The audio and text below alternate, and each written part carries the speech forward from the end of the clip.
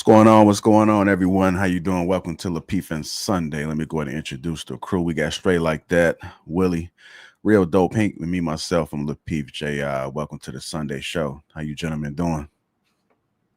What's up, fellas? How y'all doing this afternoon? Doing excellent. Shit, good stuff. Definitely going to be an interesting topic today for sure. Yeah, definitely it's going to be interesting. As you guys come in, hit that like button. Also, make sure you subscribe to the channel. What's going on, Dory G, Frosty Warrior, Fishing and Fit. If you are catching this on the replay, hit that like button and also make sure you subscribe as well.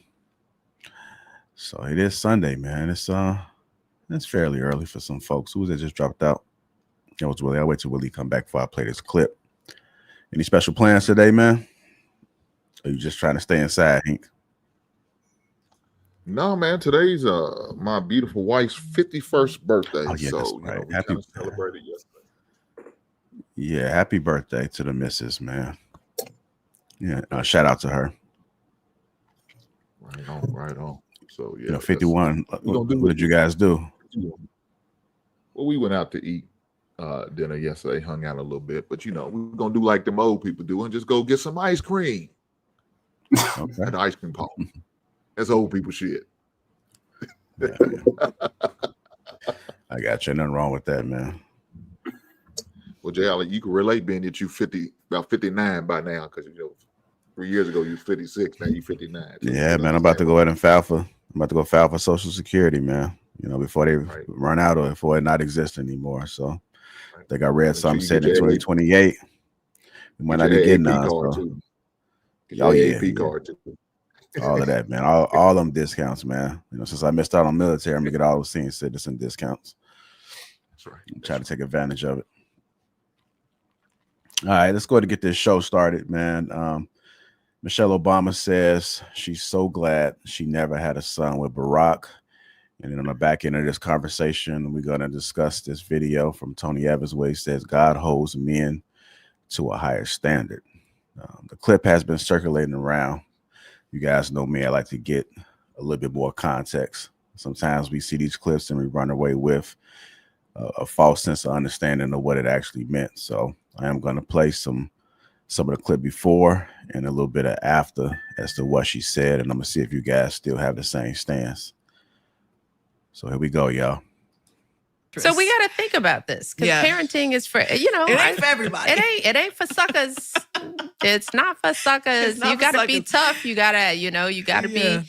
And so we have to prepare. Jessica has to prepare her son for that life because life ain't for suckers, right? Oof. So he's got to be ready because life will have challenges. And so parenting with that in mind, preparing kids for the world that they will enter, not the world that mom hopes they will have or the ones that she can manipulate to make it feel okay, because it will never be like that. It will, at some point, her son will hit a roadblock, will have a stumble, will have a bad interaction. And so he has to be ready to handle that, which means that she's got to let him practice making mistakes and having friendships that go awry and learning how to correct that.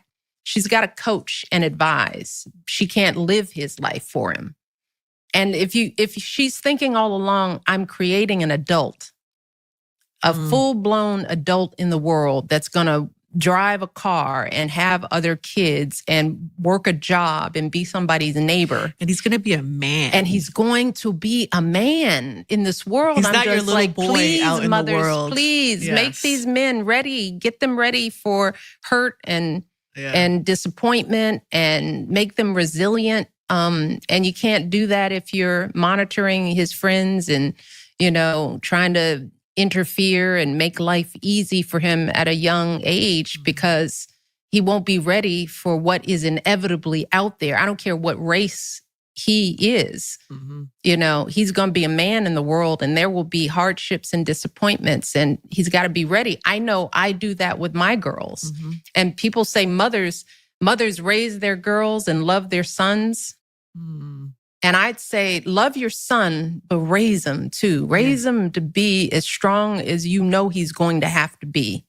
You know, teach him about how to deal with a traffic stop, but also teach him how to communicate in a marriage and be a listening father, and to, you know, be a compassionate neighbor, and to be a voting citizen, you know, somebody who's going to pay attention and care about something outside of himself, you know. And if you're thinking about that human, then all these choices become a little more clear. It's about what he needs as a grown man in the world. That would be. You should have threw a boy in the mix. I would. I'm so glad I didn't have a boy. Yeah.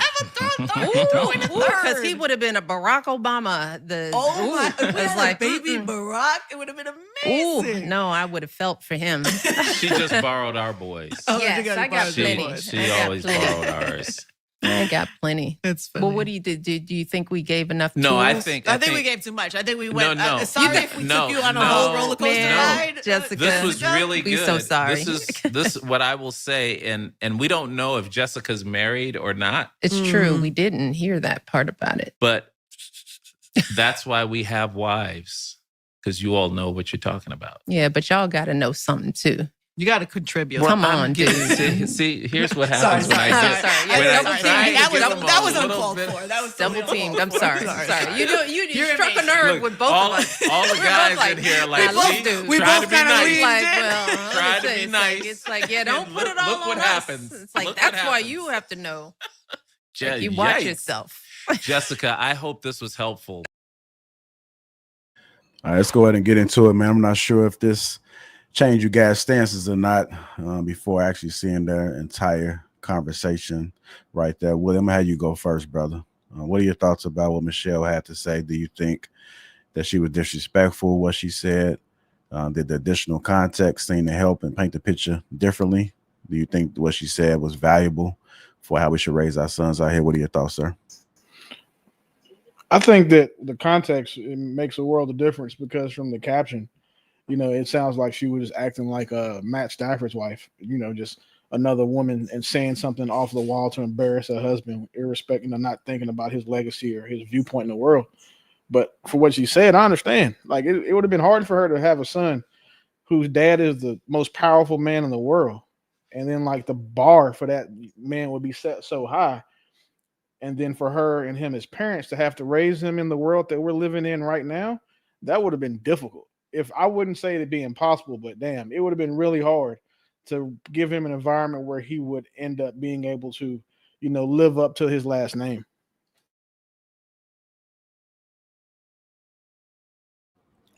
What about you, straight like that? You think what she was saying was disrespectful? Because when I heard it yesterday, I was driving and I played the little clip, and all I heard was her say that she wouldn't want to have a son, you know, by Barack. And I'm just like, what? I'm like, what would make her say that? Because when you first hear it, it does sound embarrassing. But I was surprised at your stance, Willie. I thought you was going to go a little bit harder with your comment as far as the context, bro. The context softened it, because, you know, I'm not real big for women embarrassing their men, but I understand where she's coming from wholeheartedly, because I'm raising sons. So, like, I know, like, I have an 8-year-old now. Like, I wish that I could raise my sons in the era that I grew up in. You know what I'm saying? Mm-hmm. But now I have to protect them from so much more than my parent had to protect me from. So the context and what she said, like the additional pieces, made it make sense to me. Okay. All right, go ahead, straight like that. What are your thoughts about it? All right, I'm gonna be kind of delicate with this one. Michelle Obama, she's an interesting lady, so-called lady, but hearing the context of it, I'm gonna give her some grace, but I still think she took a jab. Because at the end of the day, she still ended up saying, "Oh, I'm so glad I didn't have a son." I'm like, well, why not? You know what I mean? What's wrong with having a son, especially for a man? I think most men would want at least one son in their legacy. So I still think she took a shot, but I will still give her grace, because obviously when you're having a conversation, sometimes you might leave some small details out of what you're trying to explain, but I still think she took a jab. I think this whole podcast is kind of her distancing herself from Barack, and she's leaning more on the obviously the liberal side, and she speaks from a feminist mindset, although I don't think she's truly a feminist, if you get what I'm saying. Like, I think they tell her, like, when they're sitting down to put their topics together, hey, make sure that you're always swinging to this side a little bit more. But I don't think deep down if Michelle operates like that in her day-to-day life. But I'm gonna give her some grace. When I did hear it, I thought it was kind of crazy. Barack don't really talk about Michelle like that. And even when he does, he's always giving her props. And for whatever reason, she be taking these light jabs. But I'll give her some grace based on the context. It wasn't as bad as just the soundbite. But at the end of the day, she still ended with, "Oh hell no, I'm glad we didn't have a son." So she still was like, "Nah," and I'm like, "Why?" So. All right, it's kind of interesting. Willie said the context matters. Straight like that said, I ain't buying it. She still has a little bit of feminist views, and she took some shots at him, unlike what Barack does. Brother Hank, coming to you next, sir. What are your thoughts about what Michelle Obama had to say? Yeah, there was a couple things I definitely disagree with her on, and one of them is talk about the mothers raising the sons. Now, I don't know if she's saying it because there's a lot of single parent homes. Maybe that's the reason why she said it. I don't know, but I don't see where she just made a statement. Yeah, your mother's like that. The women are only ones going to be raising the kids and rearing the kids. That shouldn't be the case. And if that's the case, then that's an issue between the parents. That's a big issue between the parents. Another thing I had an issue with, she said it doesn't matter the color of the boys. No, it does. We had a different conversations with our black sons than our neighbors next door to us who are white had a different conversation with them. They didn't give them the same conversation about how you dress, how you talk, how you respond when you're dealing with the officers or police or authority. They didn't give us, we didn't have the same speech. We didn't have the same conversation. Matter of fact, you could even get away with not even having that conversation with your daughters, truth be told, because their interaction with the cop is way different than what boys deal with. I had this conversation the other day when I talked to my son, talking about making sure he's still doing what he needs to do. And the interaction that you could have with officers and how it can go left at a blink of an eye. See, those are the kind of conversations we had to have as young men, young black men. Them white kids, they probably don't have the same conversation. Maybe they did. Maybe they said, be respectful, do what you told, and that's it. They didn't have to worry about if it seems like it's going to escalate, what you probably need to do. Make sure you have your hands on the wheel. You know what I'm saying? Make sure you have all your documents in order and ready to present them when need be. Make sure you're not riding around in your car with a hood on while you're driving. Try not to have a bunch of individuals in your car with you because it looks suspicious. If you see a cop coming rolling up, make sure you turn your music down. Make sure everything is everything. Make sure your friends you in the car with, they ain't got nothing on them that they don't need to have on them. There's going to give them a reason for them to snatch your ass up. And when you are pulled over in that situation, make sure you're respectful. Call me so we all know that everything's on the up and up. And if there's any questions, he can direct them towards me. They're not having those type of conversations. So to sit there and say, oh, yeah, it depends on it doesn't matter the color. No, yes, it does. Because we know our interactions is different from others' interactions. So yeah, those are a couple of things I had an issue with what she was saying. And the fact that she talking about she didn't want another little Brock, man, that to me, that was a slap in the face. To me, that's a slap in the face. Like, why? Why not? What's the problem? I mean, you question your husband now, but you didn't question way before. You didn't question when you was interacting with him, when you was dating him, and before y'all got married. You question, but now you question what type of parent gonna be now. Why are we doing this? Why are you trying to belittle that man? Because he's still adored and loved by many, and maybe you kind of falling off, but you don't realize your name was out there during the Democratic elections. they would like to see you run for president. So why do you feel the need to take shots at your husband? To me, that's petty and just beneath her for real. At least you would think that is, but I guess not even hers beneath. I'll leave it there, Jeff. All right, real dope. You there?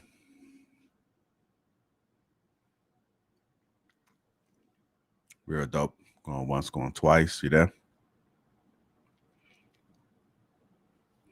I do want to ask you guys this then, while you get situated there. How do you guys feel about when it comes to like representation of the spouses, right? A lot of times people say that who you marry, who you with, is a representation of who you are. How do you guys feel about that? Yeah, that's big, because that woman you marry has your last name, and my mindset, the way I was raised, your name means everything. I tell my son that. I said, don't go ahead and ruin my name. I did everything I can to get that name to a certain level. My uncles, my father, did certain things to get that name to a level. Don't you be the one who ruined it. Same thing goes for your wife. Now, even though she's married into it, it doesn't matter. Your name is your name. So you hold it to a certain regard and a certain respect. You want your significant others to carry that in a certain level of certain respect, because when they see you see her, they're going to see you.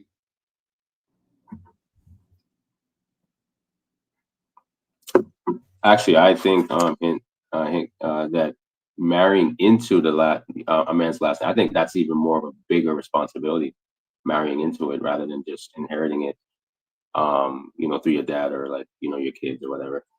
But I used to always tell people, if you spend enough time with couples, especially people that have been together for a long time, that woman's supposed to move and think and act like you. She's supposed to be, another extension of who you are as a man. And that's one of the first indicators that woman's really on your program. If you really think about it, most women, and I'm not sure if most of you guys here are married or if you guys have anybody in your life, that woman will start talking like you. She'll start saying the same words that you say. She'll pick up on your slang, your lingo. So it's definitely like, if I see a couple and the guy is one way and the woman is another way, that's not evenly yoked to me. That doesn't make any sense. Obviously, she's not really on your program like that, because she's supposed to look at you and be like, man, I want to emulate him and I want to be the female version of this guy. I want to dress like him. I want to match like him. If you have certain hobbies, she wants to be a part of those hobbies. If you have a business or whatever the case is, she wants to help out that business. So it's a huge part of making sure that you have that tight union. So I think it's paramount, especially if you're marrying into and you're marrying that person, taking on my last name. I think that's a bigger responsibility rather than just getting it because you're just born into the family.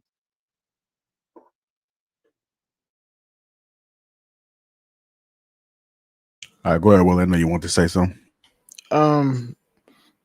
The biggest decision a man will make in life, once he's got his life together, is the woman he chooses to spend it with, because she represents him to the world. If we're in a room with all of our women and with other men, those men will look at our women and judge us, because to the world, that's showing them that she's the best we can do.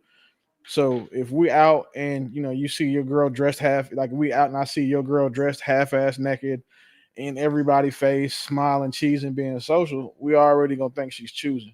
Or if I'm out with straight like this old lady and I see him and I see her, talking to him crazy, not listening, correcting him in public, saying some of these, embarrassing comments, how shit can go. Like we judge him for that. So I think that's the most important decision that I've made or any man can make once they get their shit together is the woman they with, because that's why a woman's past matters so much, because your past tells the world who you are, and like it speaks to your character. So men need to be very careful and protect their name and reputation to, I'd say, the fullest, or by doing anything possible, especially when it comes to picking women.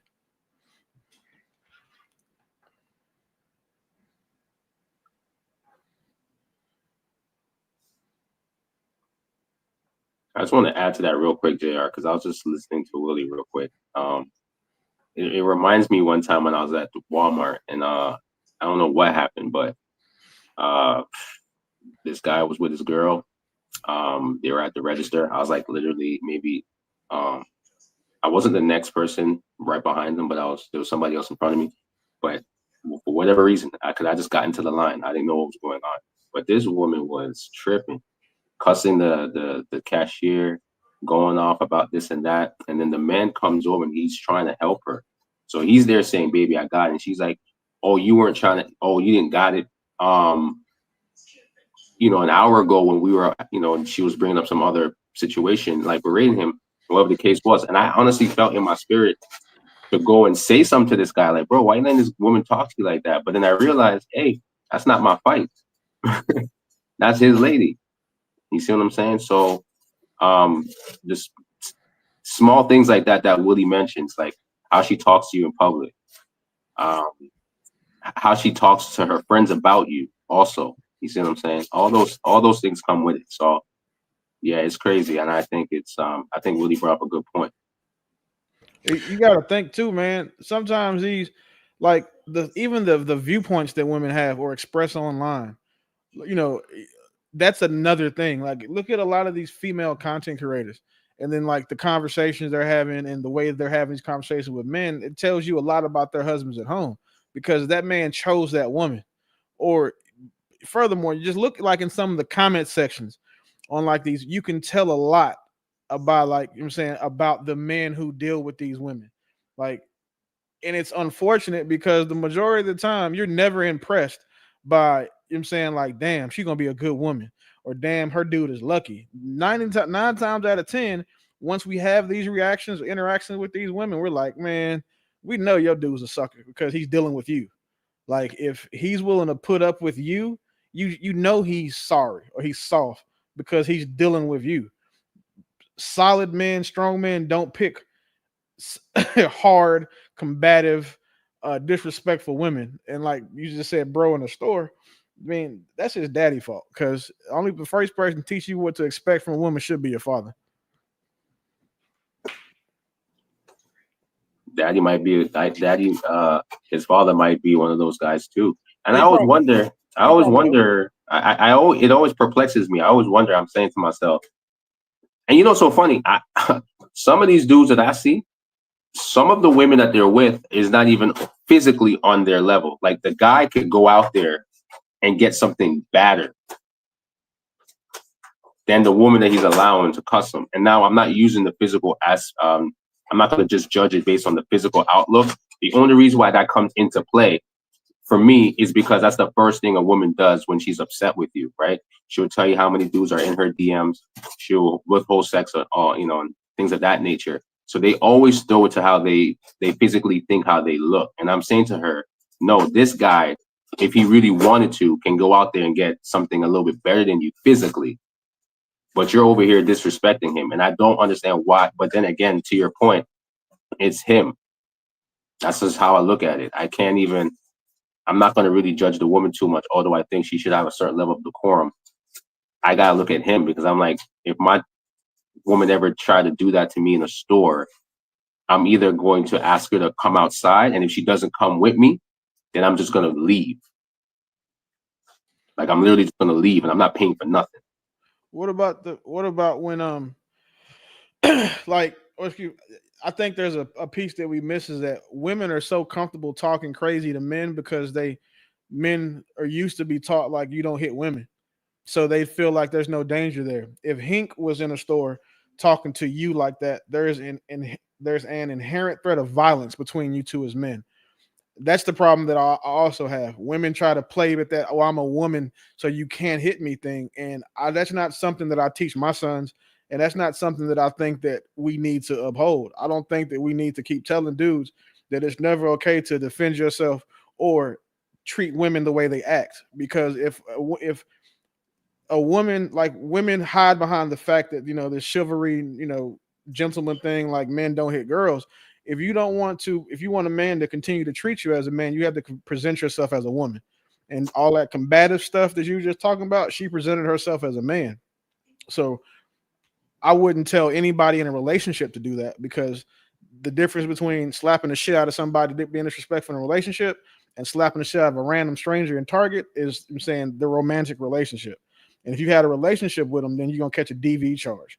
If you slap the shit out of a regular hyena ass girl in Target, it may be an assault charge at best.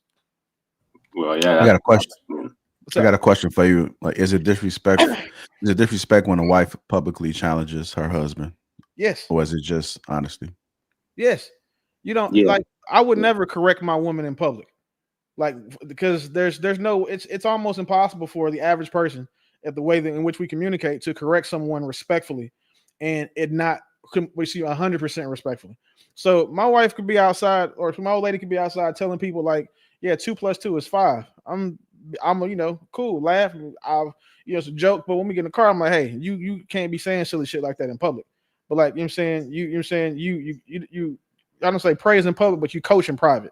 Like, you critique her in private, like you correct in private. I'm never going to put anybody like that. I wouldn't do that to most dudes.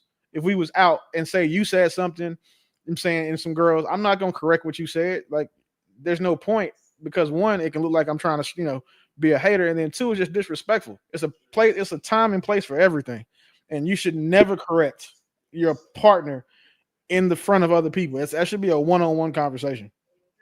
So let me ask you something real quick, Willie. You ever seen that video where the guy and like this so-called black guy got into a dispute with this couple that was at I think it was a baseball game or a basketball game, I can't remember. And she put and she put her hands on him, and then he slapped the crap out of her and then he knocked out the husband. Yeah, that's her fault. She got her husband ass beat for no reason. So my question to you is, in that particular instance, I would say it's okay for the husband to check her in public because she's making a big deal, and I want everyone to see how you would do that. That was a very extreme situation. So I would have checked my wife right there, like, hey, why would you put your hands on this man? Do you see this man? Now you're putting me in danger, because now I gotta get knocked out for your mouth, and you were wrong. So in that situation, I would have corrected her in that moment as an example. But I agree with you in totality. But I think a situation like that, sometimes you got to correct them right then and there, so that the point is being made. I wouldn't correct her right then and there either, because now she's not her being unruly isn't the issue. The man is the threat. I addressed that immediately then. Like, if she just slapped a man, I know what's coming from that. He's either going to hit her, or if, like, say for me, when I don't argue with women, I'll tell the woman to go get her husband. And hey, go get your husband, go get your father, go get whatever dude you're in here with, so I can talk to him. Because I would always prefer to have a conversation with someone that I'm able to exercise my full range of responses on from the onset of the conversation. So in that case where she slapped that lady, I feel the only thing that I think should have happened is, and that I hope happened, is that he left her and they're no longer together. Because the next time the dude might shoot his ass. And what makes a woman think she can hit a man? Like, he can be the toughest dude in the world. Hands crazy, feet crazy, I'm saying, and got guns and knives. I feel like his wife would never do that, because she said she's turning 51. I understand that she's not ever going to, she understands what can come from that. Like, and she loves her husband and values him, so she would never let herself get wired up to enough to think she can hit a man. But there's certain types of women that do this.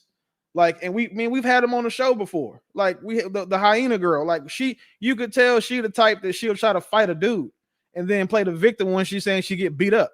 So you can't. I still wouldn't correct her, and I would like remove her.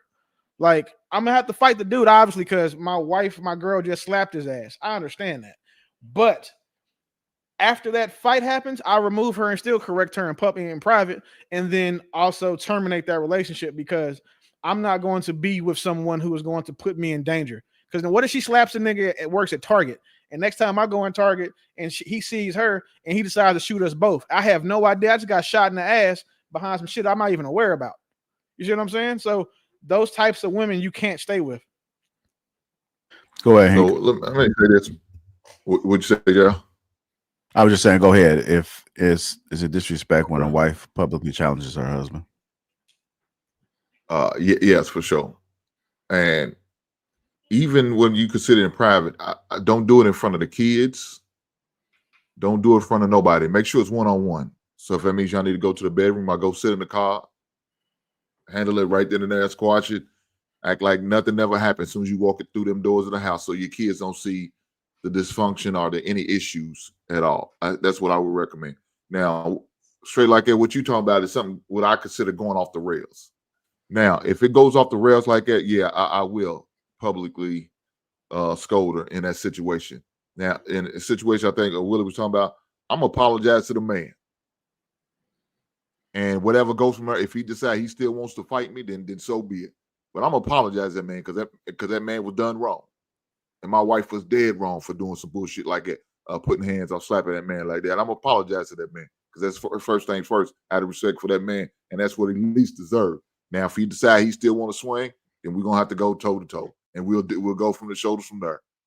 But first thing first, I'm gonna apologize to him, and I'm gonna snatch her ass out in the goddamn hallway somewhere, and we're gonna have a conversation, and we're going home. I don't care what the event is, unless it's something where I gotta, if it's my child, I gotta stay there and deal with it. But if it's a sport event, if that means I miss the whole rest of the game because I gotta deal with her, then so be it.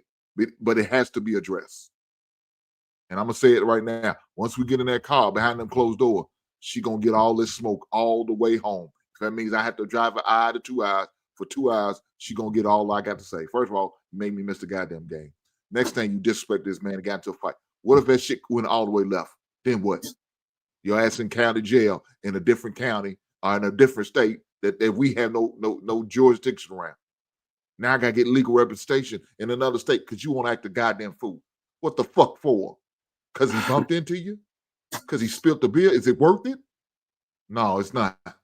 Yeah. But you're gonna put me and this whole family and my name in jeopardy because you and your goddamn feelings. That's some bullshit. So yes, I think you need to address it if it goes all the way left, like the example there. Now, if it's something small, no, don't do it then. Just give a whisper in her ear. We're gonna talk about this later. Yeah. And don't say nothing else about it. Act like it never happened. We'll talk about it later. And if she wants to talk about it now, no, we'll talk about it later. And make sure you're stern with it. Don't waver. Make sure you're stern with it. Let her know. If she starts to try to talk about it in public, this is not the time and place. We'll talk about it later. And then go from there. Mm-hmm. Got another question. Why do men feel attacked when women ask them to contribute emotionally and not just financially? Attacked? I've never seen. I don't know. I don't think guys get. I don't know. Let me not speak for every guy. Me personally, I don't get attacked when they say that. It's a manipulated question, first of all, because I'm not a woman. So I don't know what type of emotional intelligence that they want men to have, or if that's just like some psyop, some psyop lingo that they use to basically say, when I'm being irrational and overly emotional, I just need you to be able to deal with it and accept it. Okay, cool. I'm not a woman, bro. If you have some emotional things that you need and you're trying to vent, go call your sisters, go call an auntie, link up with your girlfriends, because I'm going to be logical all day. And most of the time, the most emotional I can be in terms of intelligence you're referring to is the emotion that I have, that I care about you and I want to take care of you. Okay? That should be the most emotional intelligence that you want from me, is that I actually care about you and I'm willing to do life with you. That should be enough. But I just think it's like, me personally, I don't see men getting triggered by that question. I just think it's just like they say it like it just sounds like manipulation to me. Like they just want us to be able to accept all their foolishness, basically. Okay. Go ahead, Willie. You I mean, just so you I know. don't think that men feel attacked when women ask them anything. I think women say shit like this because it just aligns with one of those things where men don't give them what they want. So they try to put some sort of shame language, some shaming language in it, or some other form of gaslighting because they're not doing when men don't do something that they want them to do. No, you can't. My woman can't attack me by asking me to contribute emotionally. But at the same time, the context matters. Contribute emotionally to what? because you said instead of just financially. So I don't see anything in which I can contribute both emotionally and financially too. At this, like, that's not, those are very separate things. So I think that question, like when women ask that, I just think it's stupid. I mean, yeah. I can't think of a nice way to say it. But it's retarded. Okay, what do you think, Hank? Could you repeat the question for me, JR? I'm sorry. Yeah, the question is, why do men feel attacked when women ask them to contribute emotionally and not just financially?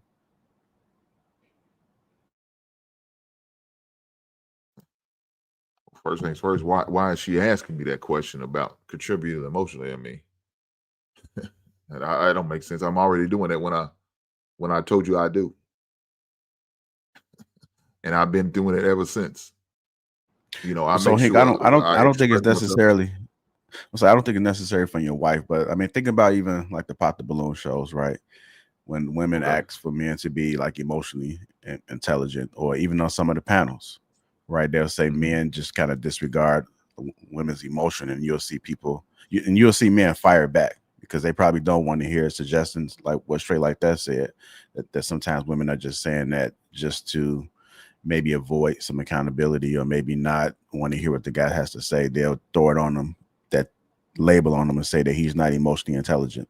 So the question again is, why do men feel attacked when women ask them to contribute emotionally and not just financially? If it's under So that context, then shit. I It's think, like, go ahead, bro. well, I think when they hear that, they already know they don't feel safe. Now, if a man is not emotionally sharing with you, or are telling you certain things, he doesn't really trust you. He can't depend on you. He knows you're full of shit. He knows if I tell you something, more likely Shane, Joanne, Keisha, and the rest of them little heifers are gonna know all about it because you can't hold water. So why should I share certain things with you? Now, as far as him expressing his emotions about how he feels, about, say maybe personally about you, yeah, I'm sure he has no problem with that. Most men don't. I don't know why, unless he's a cold motherfucker. But for the most part, most people, most men will share that. And for women to, if they on the public platform, well, a man don't have a right to do that for you. Why you feel like you entitled to that? A stranger, I don't owe you that. I owe my wife that. I owe the woman who I'm in a relationship that. But you, I don't owe that shit to you. I don't owe you no sympathy, no empathy. Not really. Now, if I decide I want to give it, then that's on me. But I don't owe that to you. Only person I owe is the woman who I'm with, who I consider under my covering, who's blessed with my last name. That's the only woman I owe anything to. And for a woman to say that to that person, and more likely he's been like that for a while, then why are you in a relationship with this man? If you really feel like this man is emotionally stingy and selfish and doesn't share, why'd you get with this man? What about this man besides, maybe some good dick that made you want to involve yourself in a relationship if he's like that? I don't understand that. I mean, emotional intelligence is, and I'm not really sure about. I think I'm gonna have to ask any other woman. I mean, even on the replay, if they can kind of, because maybe you guys can enlighten me. I don't even know what they're.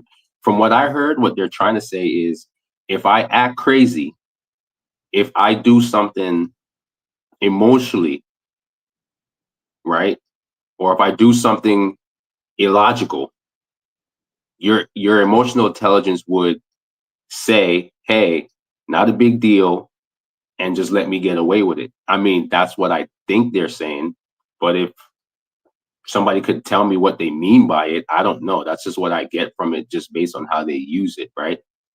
So, and Hank, to your point, most women, if that's why they keep bouncing from one guy to the next, is because they're like, okay, this guy had standards, or he wasn't budging, he was doing what I want, so I'm gonna break up with him and go date somebody else. And they keep doing the same thing. And that's how they end up with 7 different dudes in like 3 years, or however long it takes, is because they're not realizing that men are not women. Like, I'm not going to look at it the way you look at it. Go get some girlfriends and y'all go sit down and have coffee and talk it out. I'm not here for all that other stuff, because I'm just trying to make sure that we good, we straight. I got too much stuff to worry about to be able to feed, you know. I mean, women have journals. Like, their brains are always running. They got journals. I don't have no time to sit there and go through all of your thoughts. So unless somebody could give me a better definition of what it means, that's just what I think it is. It just seems like something they say to manipulate the fact that they don't want to be held responsible for their emotional, their emotional like outbursts that they can't control. Well, let me help the ladies in the audience. I said it before. Most men don't talk a lot. Most men don't do a lot of communicating like that, like you ladies like to or want to. Most men will give you about 3 words to let you think we're listening. I'm gonna let you know that right now, man. Fellas, y'all may be mad because I'm telling our secret, but that's what it is. But yeah, really, I didn't know that. That's interesting. Those are some of the few words we'll say that make you think we listen. Really, in the back of my man, I hope Golden State covers tonight, man. God damn. I put a bet on them motherfuckers. I hope they cover. Man, I'm gonna only get 3.5 points. That's the whole thing we think in the back of my. Now, maybe not guys who not in the sport. Maybe they think about something. Maybe they think about all the things that they got to do.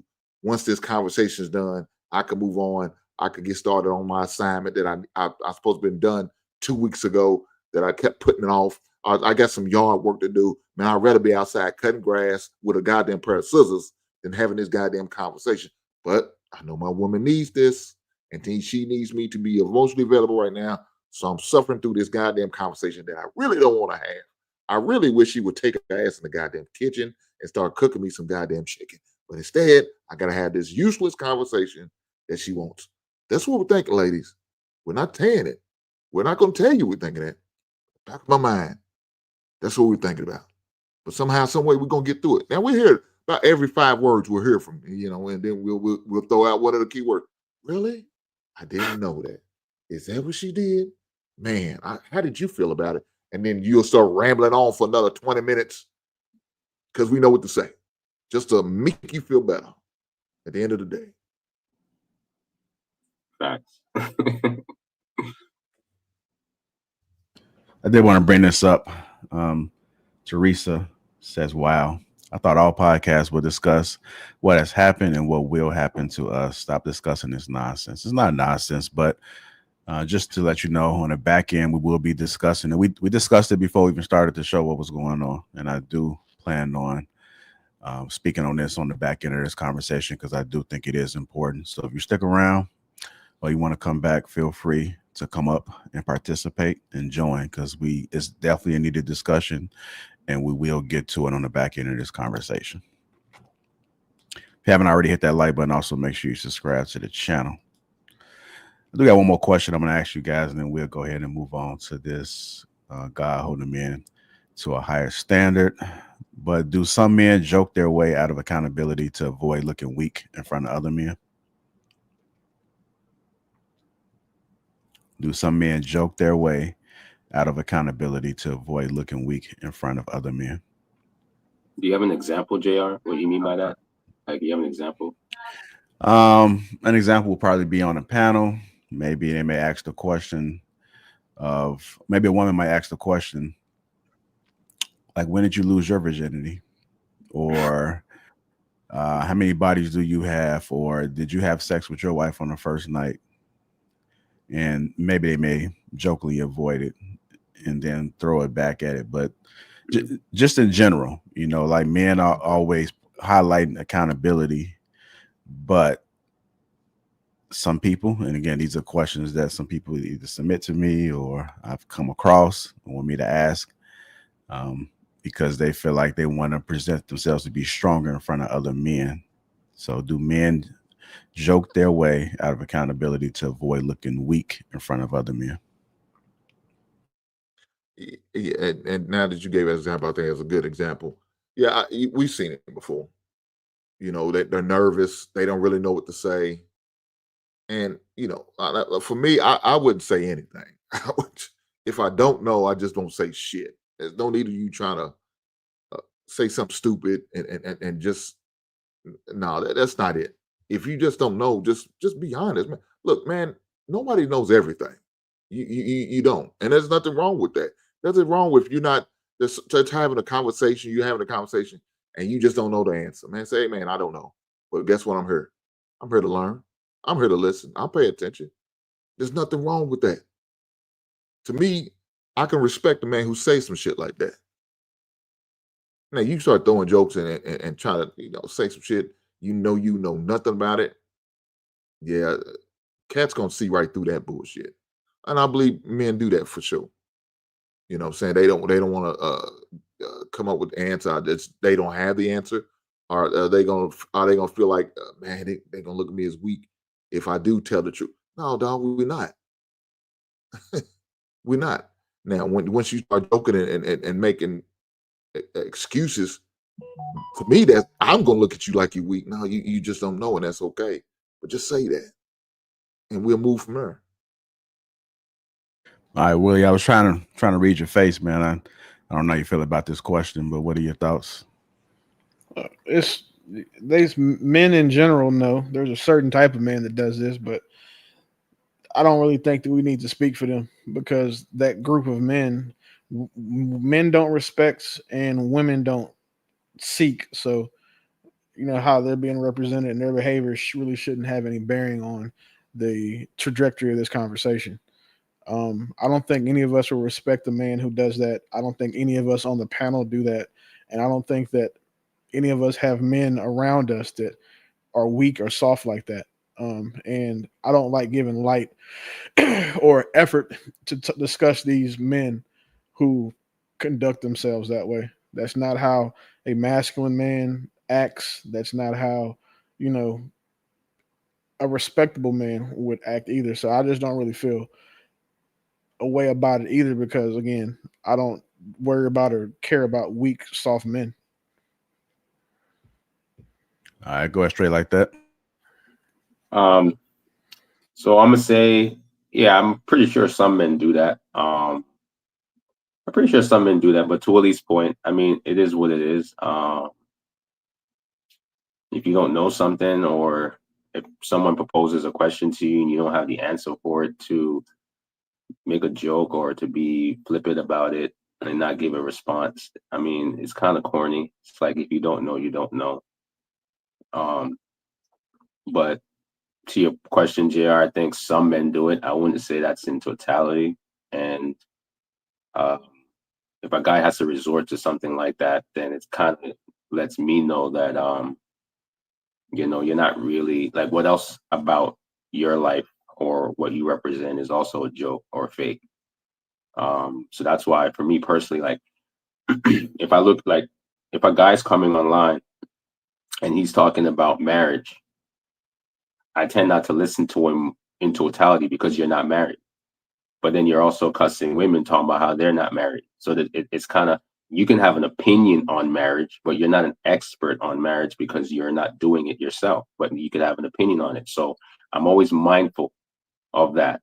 And then when a woman or anybody asks him about why he's not married, he will make a joke, or he will turn the conversation to something else and talking about how all these women are hoes. It's like, now you're sounding like what the women do. You see what I'm saying? Like, just tell us the honest truth. Is it that you weren't prioritizing marriage? You're still out here trying to sleep with a bunch of women. Just keep it real. It's okay. You know what I'm saying? Like, at least stand on it from that perspective. But that's just to bring up one example, because I see that a lot. And even from the women as well. I know content creators that will tell women, you know, how to be a pick me. It's like, if you're a pick me, then how are you not picked? So you can't speak on it. You could give an opinion, but you're not an expert, you know, and that goes for on both sides.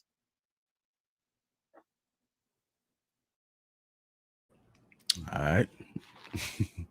Yeah, you know, it's funny. You did a reaction. I think it was, I want to say Friday. It might have, Yeah, it might have been it Saturday was Friday. or Friday. Okay. No, it was Saturday. Okay. Saturday. Okay. So we seen that play out in the reaction you did. And Humble Dad was asking Angie the question, and she was kind of lost and started, you know, making jokes and talking about how she wasn't with that.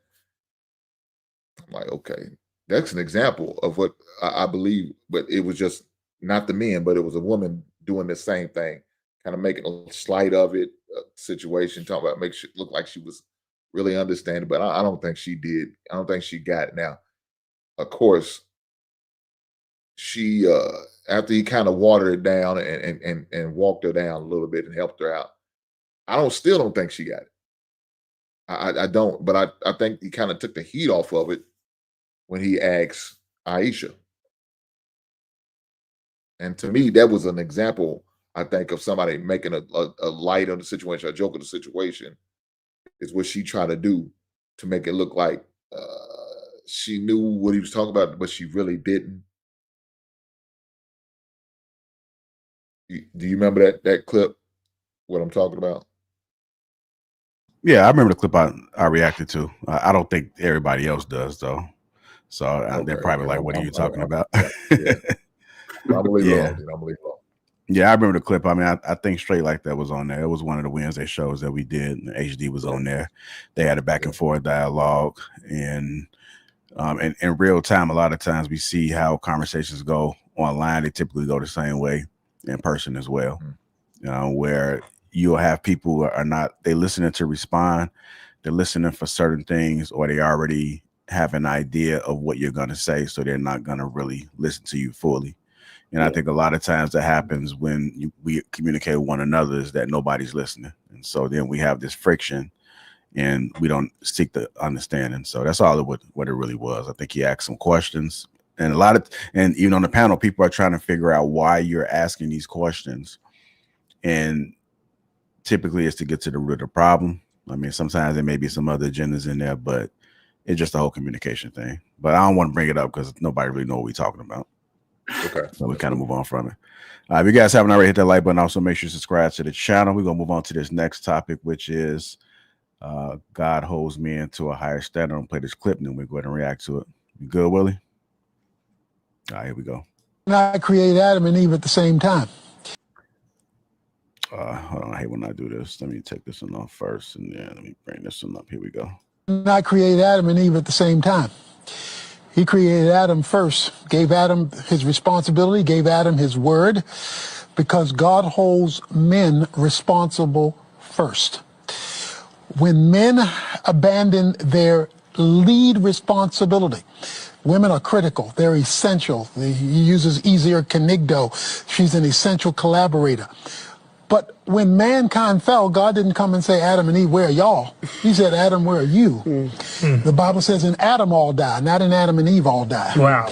When God did the covenant, he said, I'm the God of Abraham, Isaac, and Jacob, not Sarah, Rebecca, and Rachel. In other words, he would hold men ultimately responsible. In Exodus chapter 34, verses 23 and 24, God called all the males, he left all the women home, and he said, if I can get you men to listen to me, I will send you back and I'll save your nation. So he holds men ultimately responsible. So when men fail, it's like the foundation of a house failing.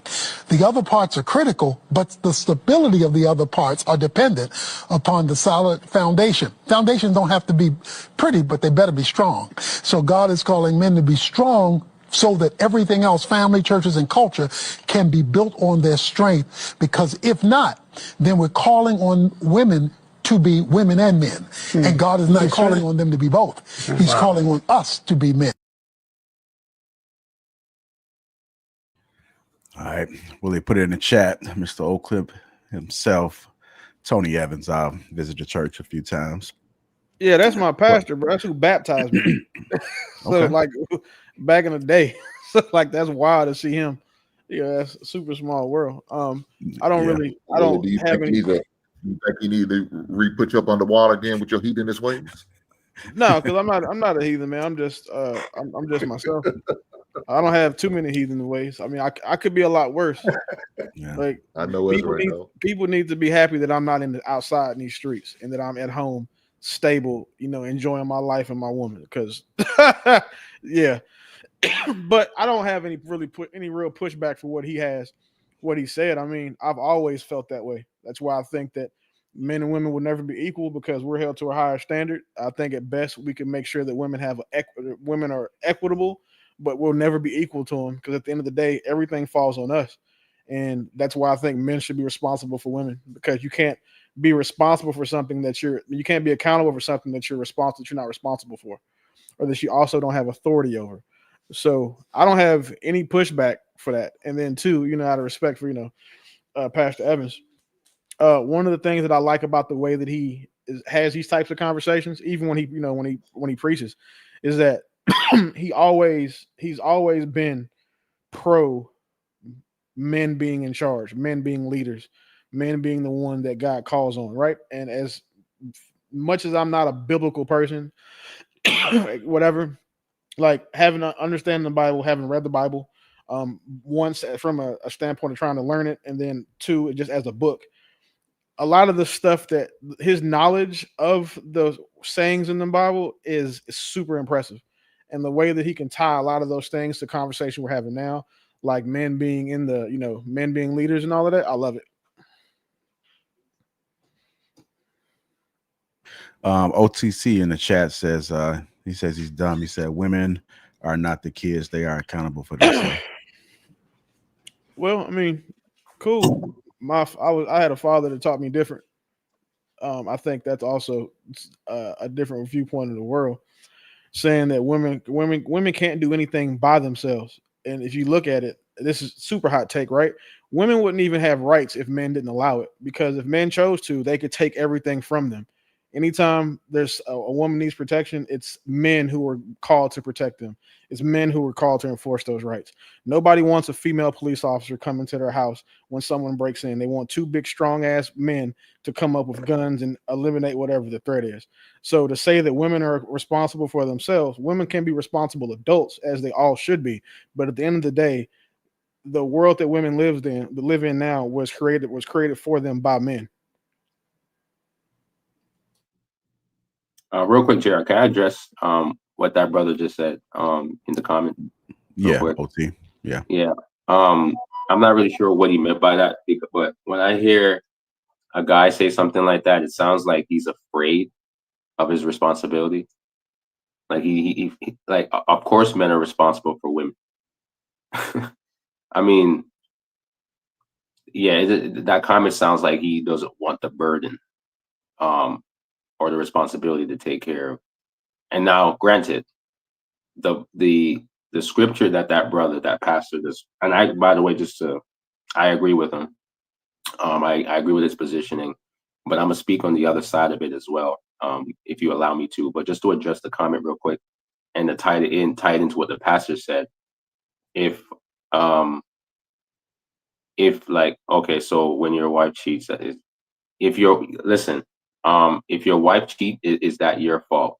I need to know the context of that comment, but also I'm going to say with a hard 90% yes, because if you get with a woman, like, let me give you an example, like what Offset is dealing with Cardi B lets me know that that's the type of woman he chose.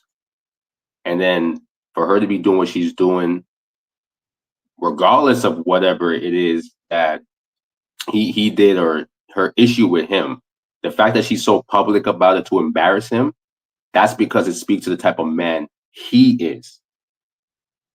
So the type of man Offset gets a woman like Cardi B. You understand what I'm saying? And then there's levels to it. So if my wife cheats on me, that is a reflection on me, but it doesn't mean she's not excused for her part. Because biblically speaking, although Adam sinned, Eve still got her judgment and still got her punishment. So women are always going to have their responsibility and their punishment in anything that they do because they're also an individual. But a man is mostly responsible because we get all the praise.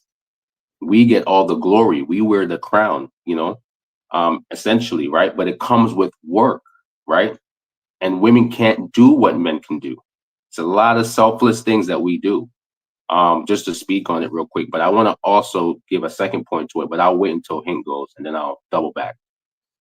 All right, go ahead, Hank.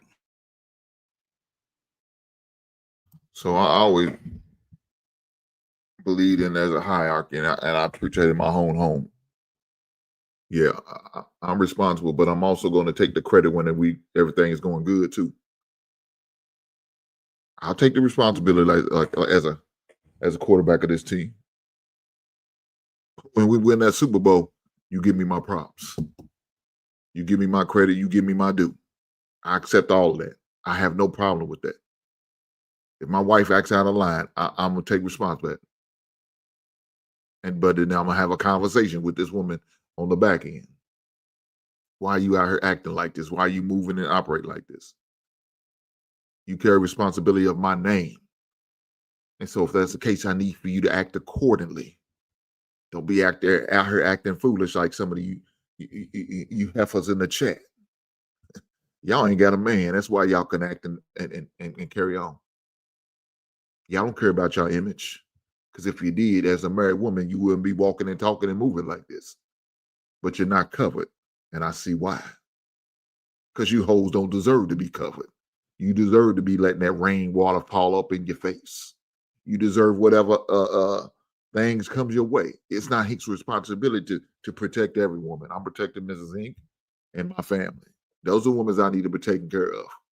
You heifers, if something happened to you, call your goddamn daddy. Call your husband. Call your so-called man if you got one. But if you don't, you need to look in the mirror and ask yourself why. Because nobody wants to deal with your ass. Your ass is stanky. You out here walking around with swamp booty. What good man want to deal with your stanky ass? None. As he should. He should leave you be. Allow the streets to have their way with you. Because you are the streets. So as God holds us accountable, yes, he does. If I fail my kids, that's my fault. And God's going to hold me accordingly. If I fail my wife, that's my fault. And God's going to hold me accordingly. As he should. Because I hold a lot of responsibility. And I have no problem with dealing with them responsibilities. I accept them responsibilities. I took on them responsibility. When I decided to have kids, I took on them responsibilities. When I decided to get married, I took on them responsibilities. I have no problem with that. Man, you got someone I heard who involved themselves with trash ass dude. Hey, girl, why'd you do that? Now you got to suffer the consequences because you got a weak ass dude who you thought was good enough to cover you. Well, that's shame on you. You made a decision.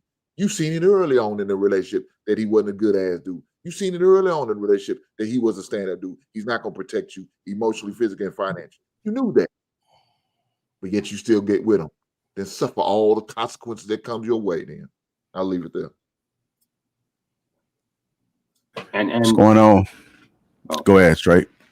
Yeah, I was just going to add to Hink's point. And I like to also say this, and I'm going to double back on the original question because I want to address another point to it. But if you're a good woman, because I mean, biblically speaking, and just in general, if you're a good woman and you come into a man's life, now let's say that guy was on his down luck, but you guys met, you guys fell in love. Fine, fair enough. Love could happen at any time, right?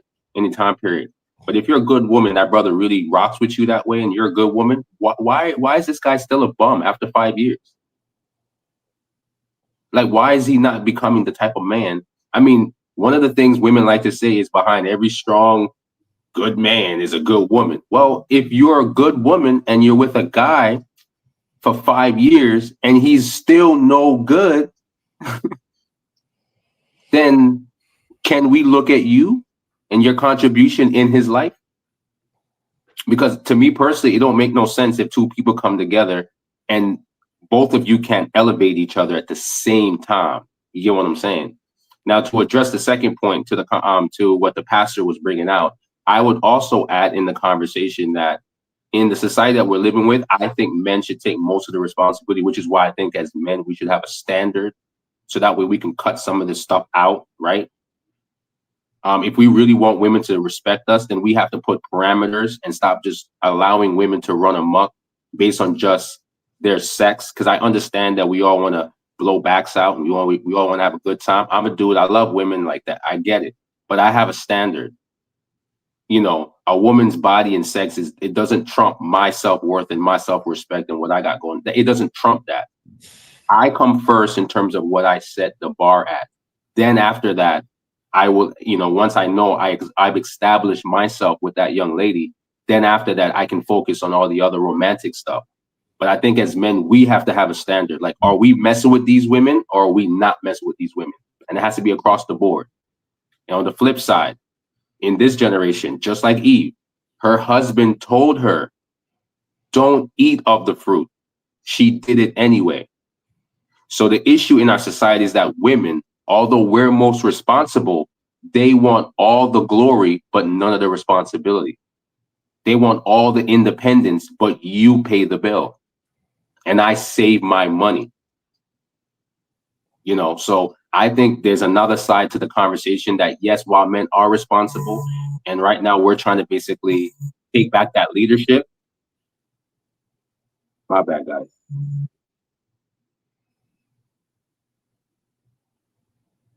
I had a call coming through. Take that leadership. I also think that women need to also understand that if they want us to be leaders, they got to allow that to happen and fall into their God-given role also. Go ahead, Beans. What's up, y'all? I wanted to respond to what Straight Like That said earlier, right? Because I might not have properly understood everything that he said, but I think it's weird to blame the man if the woman cheats, right? And here's one of the biggest reasons though, because you use the Adam and Eve story, right? But who did God punish first, Adam or Eve? Well, that would be Eve. So obviously, even according to the story, she's accountable for her own actions.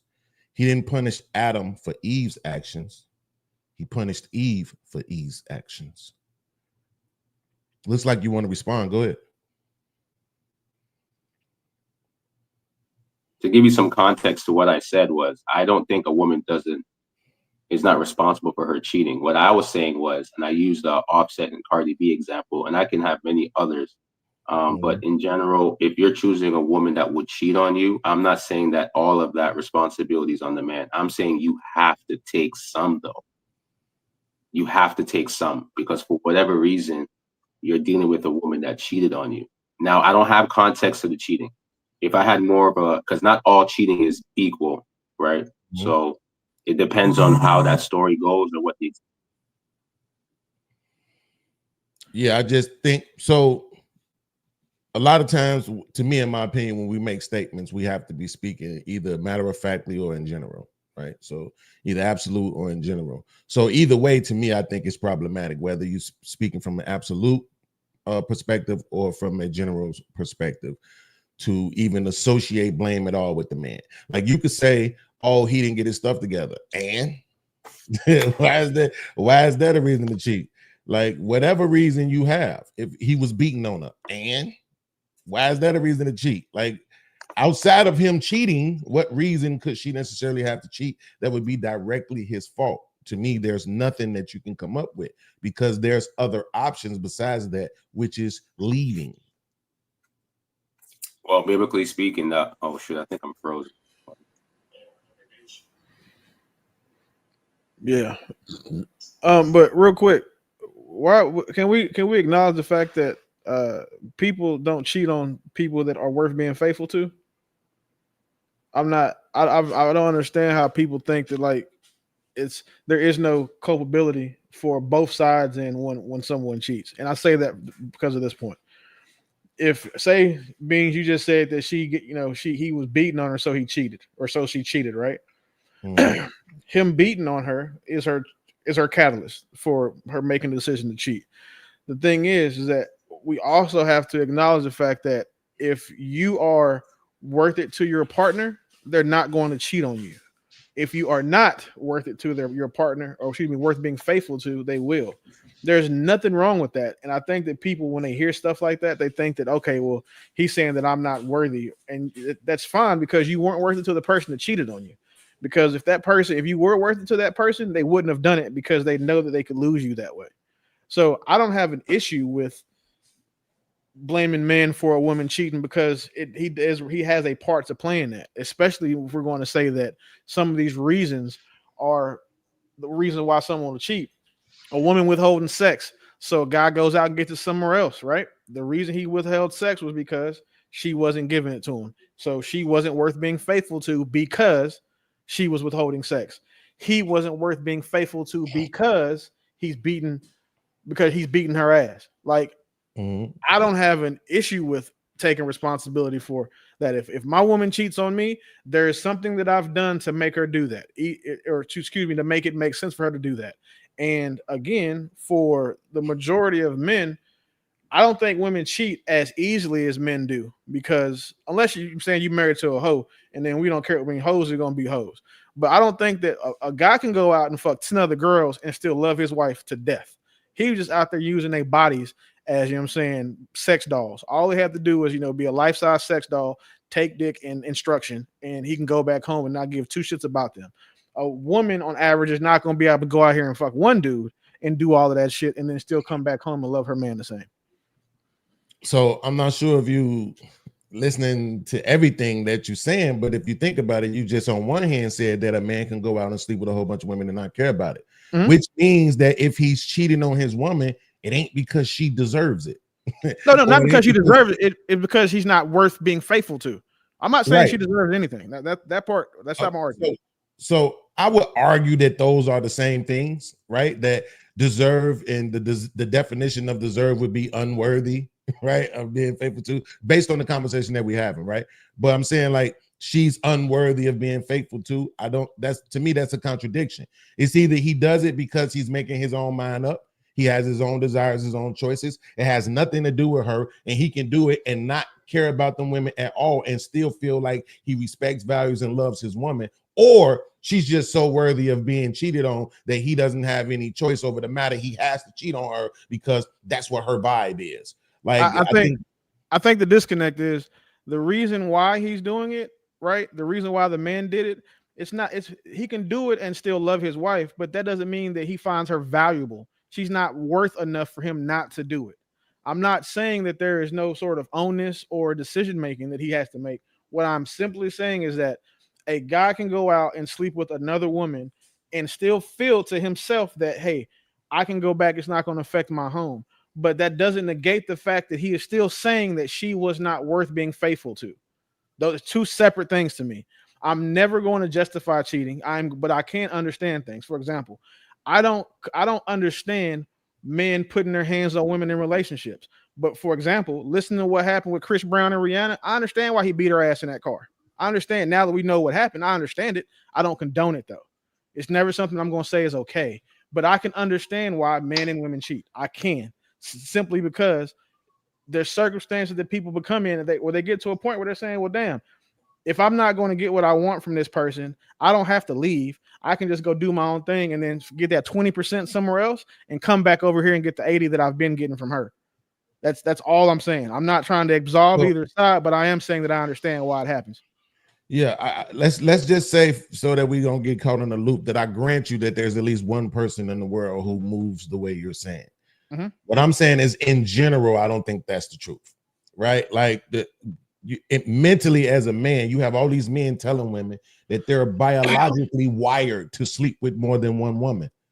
So that wouldn't have anything to do with whether or not she deserves to have a faithful partner, or whether or not she's undeserving of monogamy, right? It's just their mindset that it's their position in the world to move this way, right? And I think the same thing applies to a woman. It's irregardless to whatever the man has going on. You make up your own mind. You give yourself your own reason and justification for doing what you do, whether that's cheating or being violent or anything else in a relationship, including divorce, right? So it's up to you. To me, because I put you like this. I'm not a cheater. Have I cheated? Yes, but it was revenge cheating, but it was still cheating. But the point is that because I have this mindset that I don't like cheating, I don't even think it's a good thing, then I'm looking at the other people around me, the majority of men that I know who would cheat, I know it don't have anything to do with their woman. Not to mention the fact that a lot of them, when they got caught up, went out of their way to maintain this woman, right? Yeah, I have a question.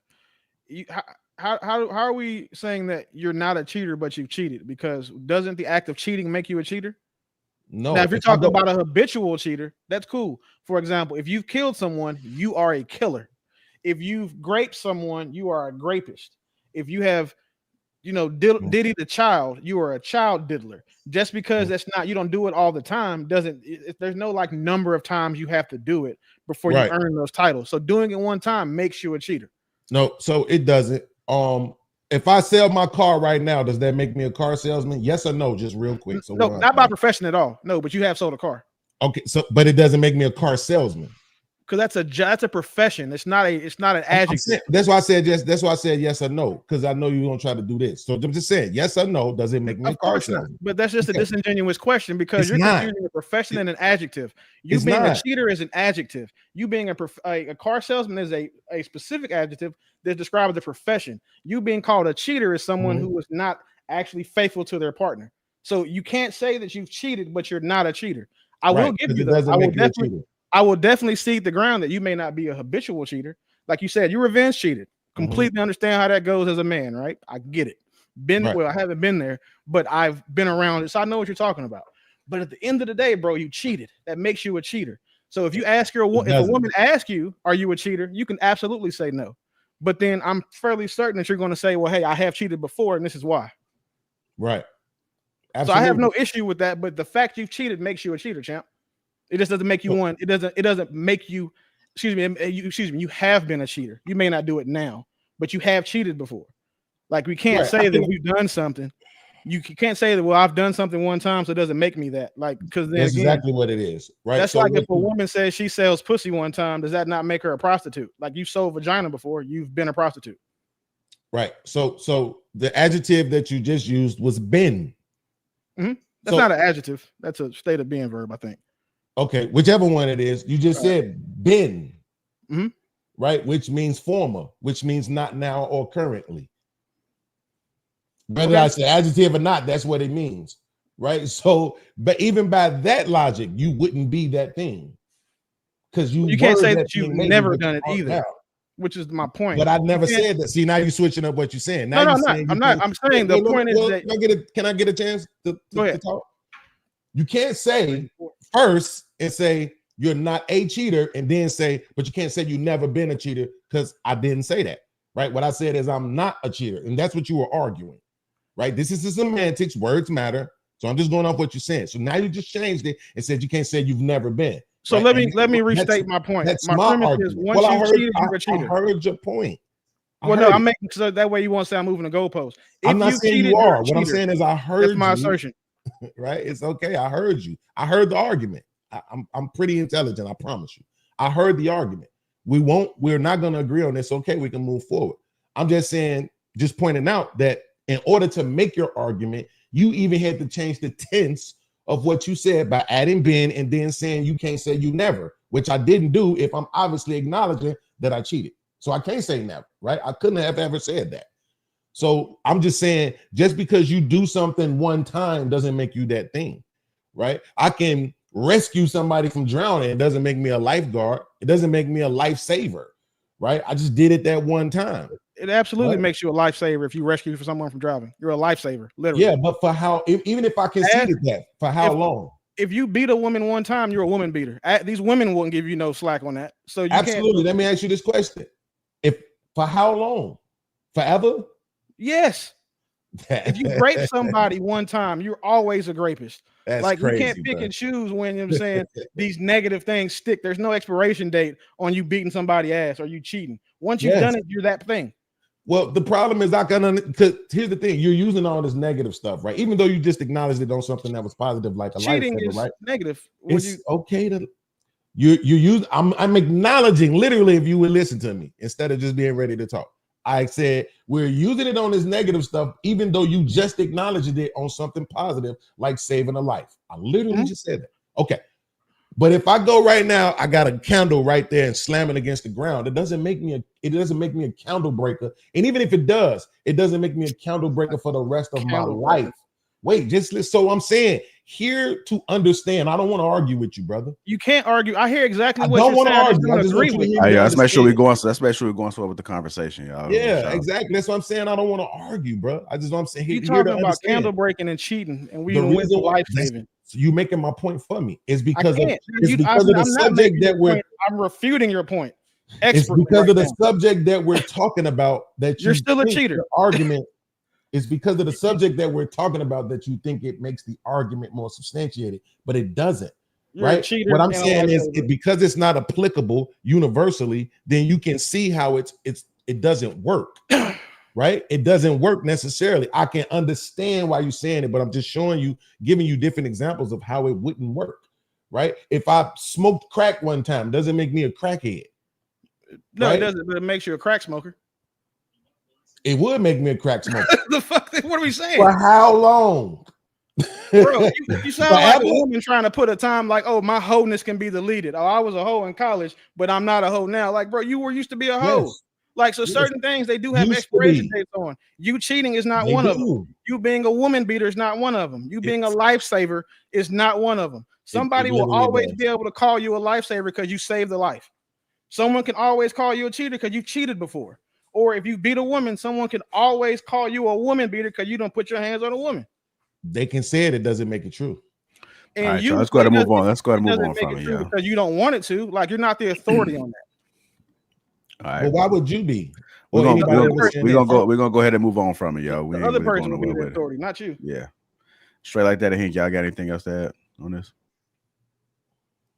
No. What about straight like you? Anything else you want to add? No, I'm good. Nah, on this topic, I'm good. All right. Do you have any final thoughts about this topic, not about the whole cheater thing, Beans? I know you just came in. What was exactly the topic? I would like that. Okay, well, we're just gonna go ahead and move on. With all due respect, I don't want to keep visiting. It was a clip that I had played. So yeah. No, that's cool. Yeah. I had just popped up like 10 minutes ago. So it's okay. I got you. If you guys just tune in, hit that like button. Also, make sure you subscribe to the channel. LD also, remember 199 says panel move the convo. That's what he was saying. They was getting a little bit impatient with you guys because it wasn't going nowhere. So let's go ahead and get into a little bit of politics, man, before we cut up out of here. There's a lot of things going on. We were having a conversation. I see you got the American flag back in your background, King Bean. So I don't know what that's saying, but we're going to find out. There are a lot of folks that are unaware of what's going on. I know somebody that's in New York right now, and they were supposed to leave Monday, but they are leaving today. They're on the way to the airport. They said they're protesting. New York and a few other cities are on high alert. You guys know that Trump did send missiles. I'm learning. I think Willie, I'm going to have you kick it off, Willie, just to kind of give us a brief as far as what's going on. I want you guys to add your opinions, chat. You guys want to come up and discuss, like, what do we do? What happens now? What should we be doing? Go ahead, Willie. We went over there and did what we said we were going to do. If we told them, we gave them a fuck around and find out scenario. They fucked around and found out. But yeah, so America has sent bombs over there to 3 key infrastructure sites that are part of their nuclear enrichment program and destroyed them. Because we said, hey, you can't have this. You're part of this group, this body of countries said that, yes, you guys having nuclear powers, nuclear capability is a terrible idea. It's not good for the world. And you guys are not even mature enough as a country to have these things.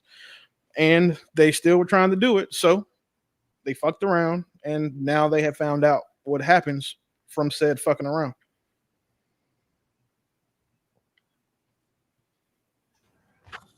All right. What about you, Beans? What you think is going on, man? What are your thoughts? Like, are you for Trump doing what he's doing? Absolutely you think? not. Okay, go ahead. Yeah, absolutely not, man. I think us playing world police, I think it's just problematic. But I do think this is an economical thing more than anything else. I don't think it has anything really to do with who gets to have what. I think that's just a launching pad, basically, of us to be able to go in and do what we want to do in certain places, because wars generate money.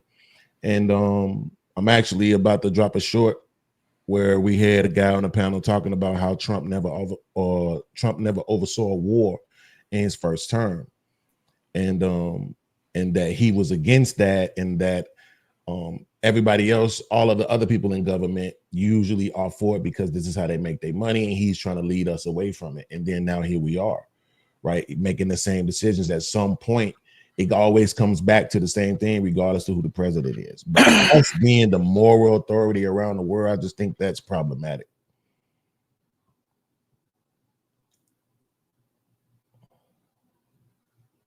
You muted, bro. I know. Go ahead, Hank. Look, this is going to be an ongoing situation with this religious war that they have between Iran and Iraq. I mean, it's been going on forever. We're going to forever probably be involved with it because of financial liability that it can affect us over here. So it's going to be an ongoing thing. You know, you got two powers with Russia on one side, friends with with Iran. It's going to be an ongoing thing. And I just hope it doesn't cause a conflict with the two major powers between us and Russia. That's my only issue with the whole situation. I'll leave it there.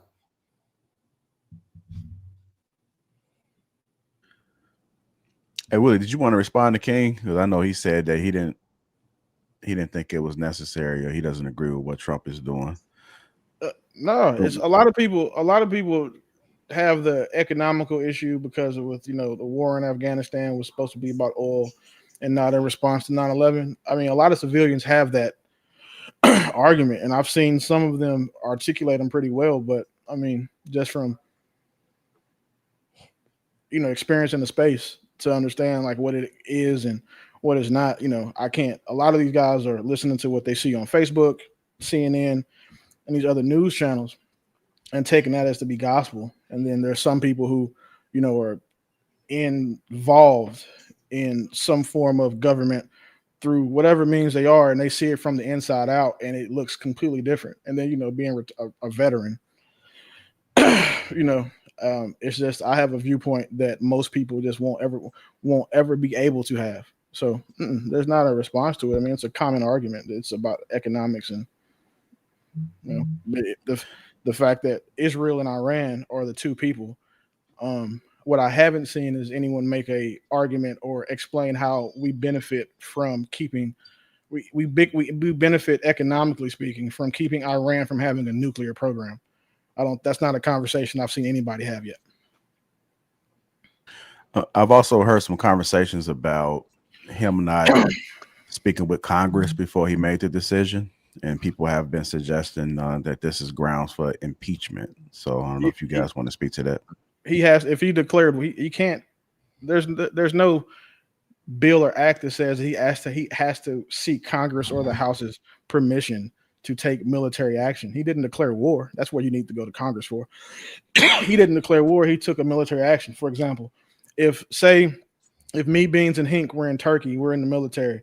In Iraq, and we're in the military and we get captured, he doesn't have to go to Congress to take military action to get us back. He wouldn't have to go to Congress to say, okay, are these 3 Americans worth it? He can unilaterally choose to do that. He's the commander in chief. He literally can tell the military to go do something right now, and they're going to go do it. So that those types of arguments where people are saying, there's a piece, it's because they don't like Trump. I'm not a Trump supporter. However, I am a logical person and unbiased towards him. So I understand he does a lot of good. I also know he's done a lot of bad. But as for what he's doing in the country and the way that the world views him, I think that we probably don't have another option that would be as respected as him on a world stage as we do if it had been anybody else. Go ahead, straight like that. Repeat the question for me, JR, real quick. I just want to make sure I'm not just. Oh, it's just not really a question. I know we spoke about if we agree with what Trump is doing. We also talked about how there isn't anything put in place as far as him having to actually talk with Congress before he makes a decision that he's made. So we're just going overall, revisiting the conversation we had before the stream and just getting your opinion about it and seeing if you have any rebuttals or agreements or disagreements with the people on the panel. Yeah, I don't know if my headset went out or not. Can you guys hear me? Yeah, we can hear you. Yeah. All right. To address it head on, I would say, I think Trump is I think he's a very good liar. I would say he's good at lying. Now I can respect very good liar. Him following through with what he said he was going to do. I can respect that.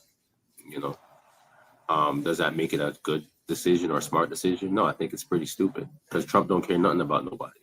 So if you're here in this country and you think that because he kept his word and he did what he was supposed to, regardless of not if you feel like Iran should have nuclear power, I mean, I'm pretty sure if you had your own nation and some other nations telling you can't do something, you'd be like, why do you have the jurisdiction to tell me what I could do?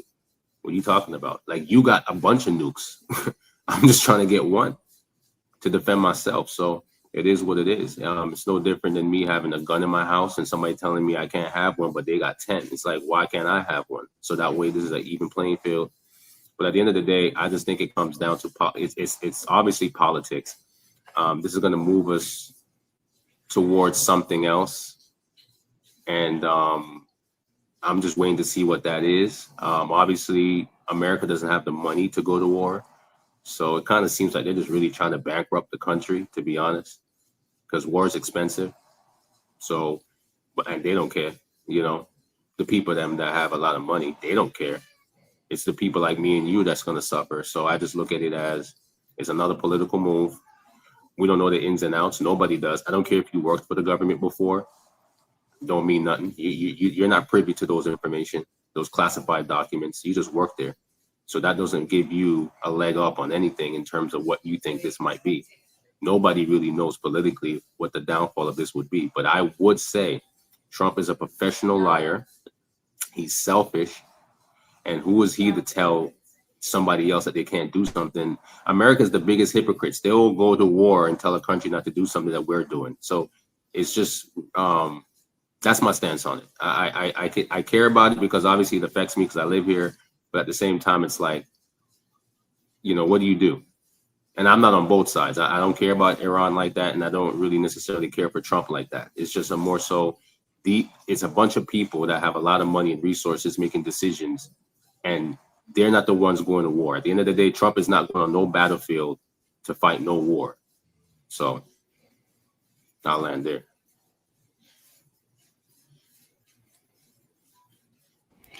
All right. Anybody want to respond to anything straight like that said? There's a couple parts, right? If the things that we say we care about, we can't claim to care about them and then not do our due diligence to be expertly informed on those things. And for he said something about working for the government. There are people who have classified access to classified information because we have security clearances. So being in the government, being in the military absolutely does give you a leg up because you actually see these decisions being made in real time. You see them before they come on the news. You know about these things before the civilians do. That's part of being in the government, or especially being in the military. But we can't say that, the America didn't tell Iran they can't have it. A group of countries told Iran they can't have it. And Iran agreed not to do it. What Iran is trying to do is get close enough to be like, well, we don't have it, but then they say we're 90% there, and they don't want to just say, okay, well, cool. If I have to, I can get this 10% quickly. It's something they agreed to not do. So it's not as if, like Bean said, for example, I like this one, the moral police. I think that we have a history of trying to be the moral police on a lot of things that we shouldn't be. However, this is just not one of them. I feel like if more people understood and knew what the ramifications of Iran being a nuclear capable country, I think that it would be hard for them to not feel like, well, yeah, those motherfuckers probably shouldn't have it. And then on top of that, understanding that they agreed to not do the shit anyway. It's like, you know what I'm saying? They agreed to not do it, told a bunch of other countries they wouldn't do it, but have still been trying to. They've been working on it, but because they haven't completed, like it's a semantics game. Well, we don't have a nuclear program yet, but they've got plutonium that's 60% enriched. They're all, from the 20% they were 10 years ago. They have to have 85% enriched plutonium for it to be weapons grade. And you see the progress they've made. So to them, they're like, yeah, we're just trying to see what we can. It's like their idea is saying, hey, I'm trying to cook crack, but I don't plan on selling it. Like, you can't sell crack, but if you get caught cooking it, it's still a problem, because obviously, you're saying you could if you wanted to, and then that's the issue. So again, and Donald Trump is never supposed to, no country puts their president on a battlefield. None of them do. That shit hasn't happened since like medieval times, when like King Arthur and then was going out there fighting battles. So it's disingenuous to use that as a discreditor from him, because Putin's not going on there. You see what happened with Iran. I mean, with Netanyahu, he's not going out there to fight. Kim Jong-un can't do a push-up, apparently, and he's the leader of an entire country. Leaders aren't supposed to be fighting on the front lines. What they have soldiers for. So again, it's just a very, very civilian trope that they have against Trump. Now, I agree when he said that Trump's a good liar. I do agree wholeheartedly there, because he's told people that even these most recent attacks were significantly more effective than what is being seen via, satellite evidence. They're saying, that, hey, we may have to do this again because we cracked a little bit, but we didn't completely destroy anything. So there's conflicting reports out there, and obviously he's going to stick to the side. He's going to stick to whatever he said first. And I have the problem that I have there is that he's misleading people. And as the most powerful man in the most powerful country in the world, that shouldn't be part of your skill set. You need to be honest with the American people, if anything, if anything at all, or just shut the fuck up. He didn't have to say anything. He could have just did it and let his press secretary speak. But he had to get on Twitter and then, hey, we took a decisive blow against Iran's nuclear, blah, blah, blah. And then he signed it with his name and president on Twitter. Shit is wild. Right, hold on, Beans. Give me 1 second. Let me just run this clip. Expert James Acton, who is joining us now on the phone. James, don't know if you were able to hear my conversation right before, but just trying to get a better sense, James, of the types of facilities, these 3 nuclear facilities that the Trump administration says were taken out. It was a successful series of strikes, they say. Talk to us more about what was there and what the United States and Israel were most worried about. Well, good evening. The facilities that the United States attacked this evening were those that were designed to produce the highly enriched uranium for use in a nuclear weapon. They were involved in converting yellow cake, refined uranium ore, into a form of gaseous uranium, and then enriching that into highly enriched uranium. The problem the United States and Israel have is Iran almost certainly has materials and equipment whose location we don't know about. So I've heard a lot this evening about the success of the attacks and how about the United States and Israel have destroyed facilities. But the problem that we now face is we haven't destroyed knowledge, we haven't destroyed materials, and we haven't destroyed equipment. And I don't think this attack has set Iran back nearly so far as some of the suggestions have indicated. So, James, let me ask you more about that, because that is the suggestion that, maybe you can't take out the knowledge, maybe you can't take out, all of the equipment and facilities, but if you can set them back a number of years, that you weaken them dramatically. You could potentially reset peace talks or nuclear negotiations in the future. How much of a setback do you think a strike like this could be for Iran? Well, there's two things that I'm very worried we haven't destroyed. The first thing is Iran's highly enriched uranium that was previously stored at Isfahan. Now, that was one of the facilities that was attacked tonight, but the Iranians have claimed, and I tend to believe them, that the highly enriched uranium had already been moved from Isfahan. This is material that is stored in things that look very much like scuba tanks. It's that small. Tracking that material is going to be exceptionally difficult. After the collapse of the Joint Comprehensive Plan of Action, the IAEA lost the ability to monitor the components that go into the centrifuges that Iran uses to enrich uranium. In my opinion, they've likely been spread around the entire country.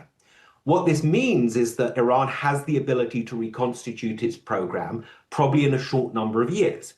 And don't forget, one of the arguments against the Joint Comprehensive Plan of Action was that 10 to 15 years wasn't good enough of a delay.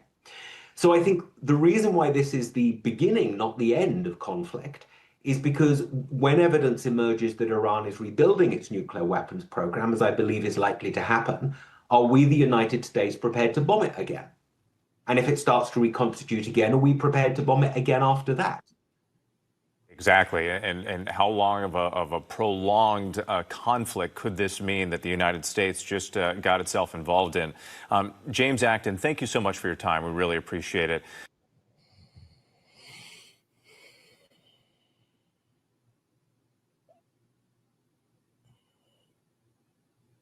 You go ahead, Bangs. I know you want to say something. Man, I'm getting old. I got to start taking notes like I see other people do when they on debate shows. They have their pen and their pad. Type it in the back chat, bro. That's what I do. I know, right? That's what I should have started doing. I think if you mentioned that there was a time when kings rode into battle with their soldiers, I think mentioning that takes away from the fact that it's disingenuous to have that conversation about a Trump. It doesn't matter if Putin or anybody else isn't doing it, because it applies to them as well. It's that these people find it very easy to send other people's children off to wars based on lies. That's the point, right? Is that, and then two, all of this classified information, and you have access to the classified information, and these people don't, right? And then it's like when people are making certain statements or giving their perspective on stuff, you're judging them for not having the information, right? When they're supposed to support the people making the decisions based on the classified information that, again, they don't have access to, right? So I just think it's very rich for us to judge, quote unquote, civilians based on their lack of knowledge. And they're the ones who's supposed to be in support of the people making these decisions. But from what we can see, like with me, if I ask right now, why are we backing Israel? Why do we care? Why are we supporting them? Can you answer that, or is it classified? No, that's on Google. You can Google why we're backing Israel. So I'm not attacking anyone for not having lack of information. What I do highlight all the time with Wait, civilians. you didn't answer it. Wait, I did. I said no. I said I don't need to because it's on. Like, my point is, when I say no, I don't have to because it's on Google. But this is what I'm highlighting is that people have an opinion. Civilians tend to have opinions that they're just not. They haven't earned. They haven't done any research on for it. So, to my point, you said that bringing up kings are disingenuous. I made that statement because he said that he's not going over there. You just made the assertion that it's easy for Trump to send people's kids over to die for lies. But what lie are we talking about? Because in this instance, there wasn't a lie. The lie was, the issue is that Iran agreed not to do something, but they've been working towards doing it. We told them to stop. They said, well, we'll delay it 10 to 15 years, which he just highlighted in the clip. And then we found out that that's not what they were doing. So we took what we felt was a commensurate approach as a country. There's no lie here. That's not. But that was a generalized statement. So it wasn't specifically about this situation. It's just saying in general, this is what can happen. Well, yeah, it's a hasty generalization. So I get that. But like, what lies are we? What lies are we sending people? What lies have we sent, or that you can prove, or you have evidence of that we've sent people somewhere for? And there you go, right? So you need proof of it, right? But how can we have proof when all we have is what we're told? Just like even now, when I ask you why are we back in Israel, you're saying Google it. But then if I go Google something and it's wrong, guess what you're gonna tell me? No, I won't, because you have a source. You can cite a source, no problem. So if I give you one, say the Iraq and Afghanistan, was about oil, I could understand wholeheartedly where you would come from that, because what did we do when we got over there? Like, I could understand where that comes from. But again, what I'm simply saying is that we have opinions about shit that we have not researched. And then we get on these panels and talk about them as if what we think is true, when the limited research that we've done has been other panels we've heard, posts we've seen on Facebook. I would think that no one here had seen that clip that JR just showed, right? No one knew that there were 5 different sites that we were looking for. Talked about we only bombed 3, right? No one probably knew that until they saw that site, but we've been having the conversation as if we were all expertly informed. So I sit back. I don't have an issue with having those conversations when I can add something to them, but I'm always going to push back when I find like logical inconsistencies in these points. Like, well, let me share my experience. This is my experience, particularly with conservatives or guys in the military. When we ask questions, they don't answer them. They tell us shit like, go Google it. But then when we go Google it and we come back with information that they deem incorrect, somehow we don't know what we're talking about. I agree with that. So you're not going to answer the question. You're going to tell me to go Google it. And then when I go Google it and that's wrong, then what? But you the one who told me to go do my Googles. Right, because they do that because you Googled something and it still didn't agree with what they said or what their point was. So they're always going to have that deflection. I agree wholeheartedly with a lot of people, and conservatives do that. No, I have no argument there. I will give you that ground 100%. Right. So what I'm saying is, be the example, right? Why are we back in Israel, according to you? Because Israel is one of our allies. So by the fact that we are already aligned with Israel, we have to back them. It's anytime we get into these agreements and these accords with these countries, we are taking on a lot of times their issues. It's nothing different than being part of NATO. It's nothing part about being like part of the G7 or whatever the fucking G10 summit is now. It's what we agree to. So we're keeping our word. At the end of the day, that's what it is.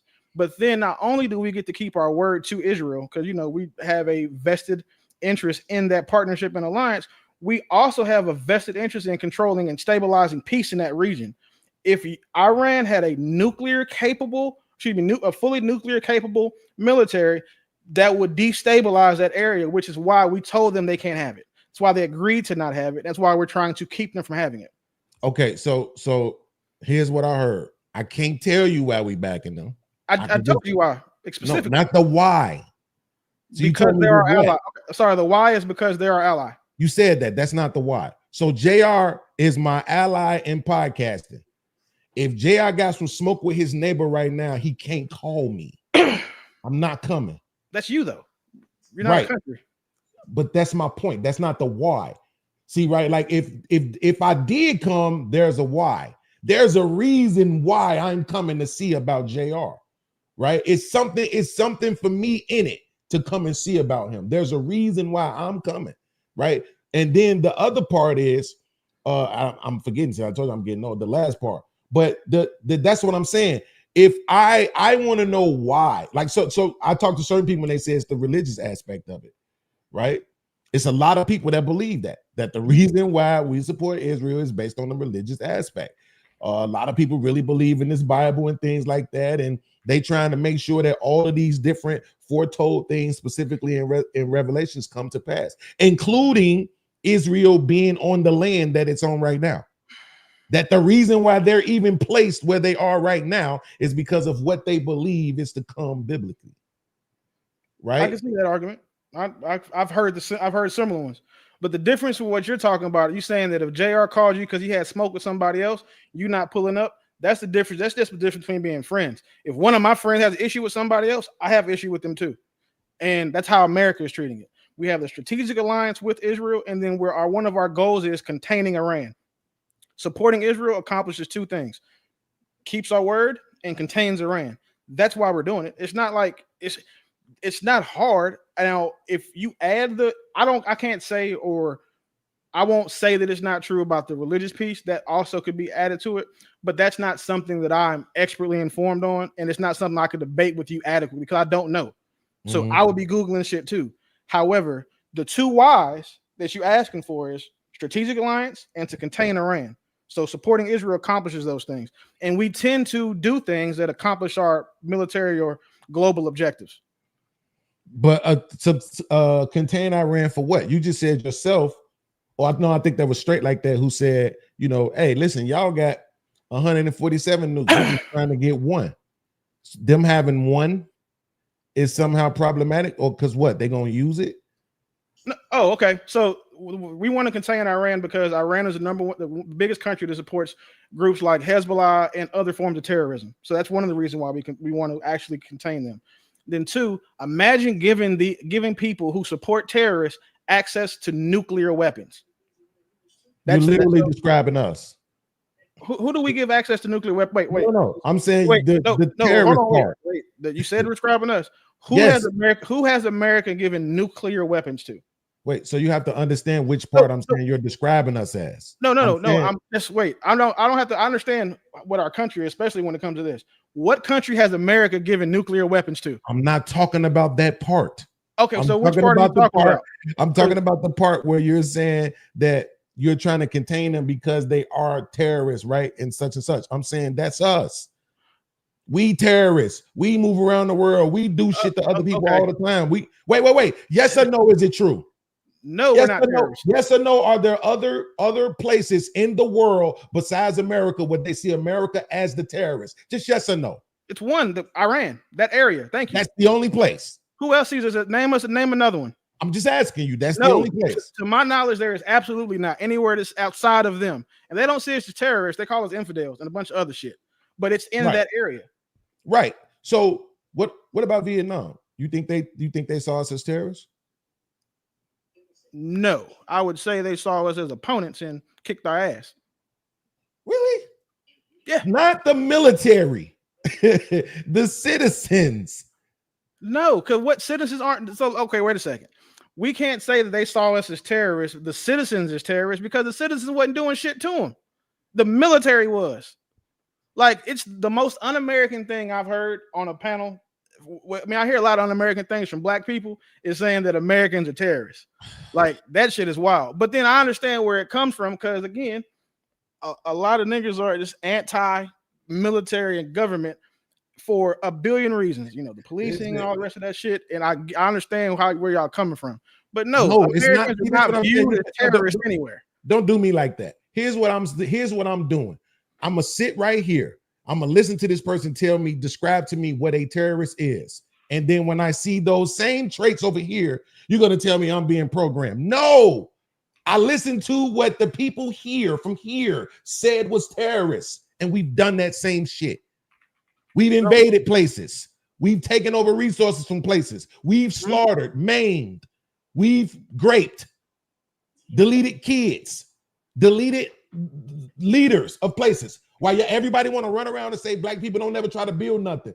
But then you can lay out the slew of African leaders like Patrice Lumumba and all of the other people that we got rid of because it was to our benefit. And then you're going to try to tell me that the people there, not the military, the citizens there wouldn't consider us terroristic? Come on, man. Let's not be disingenuous, bro. See, I said, why do I got the flag behind me? Because no matter what I say out of my mouth, America birthed me. It raised me to be what I am today. So even if that's anti-American, salute yourself because you raised me. You can't tell me what a terrorist is and then show me those very actions and think I'm not going to describe you as that. You are that too, to somebody somewhere.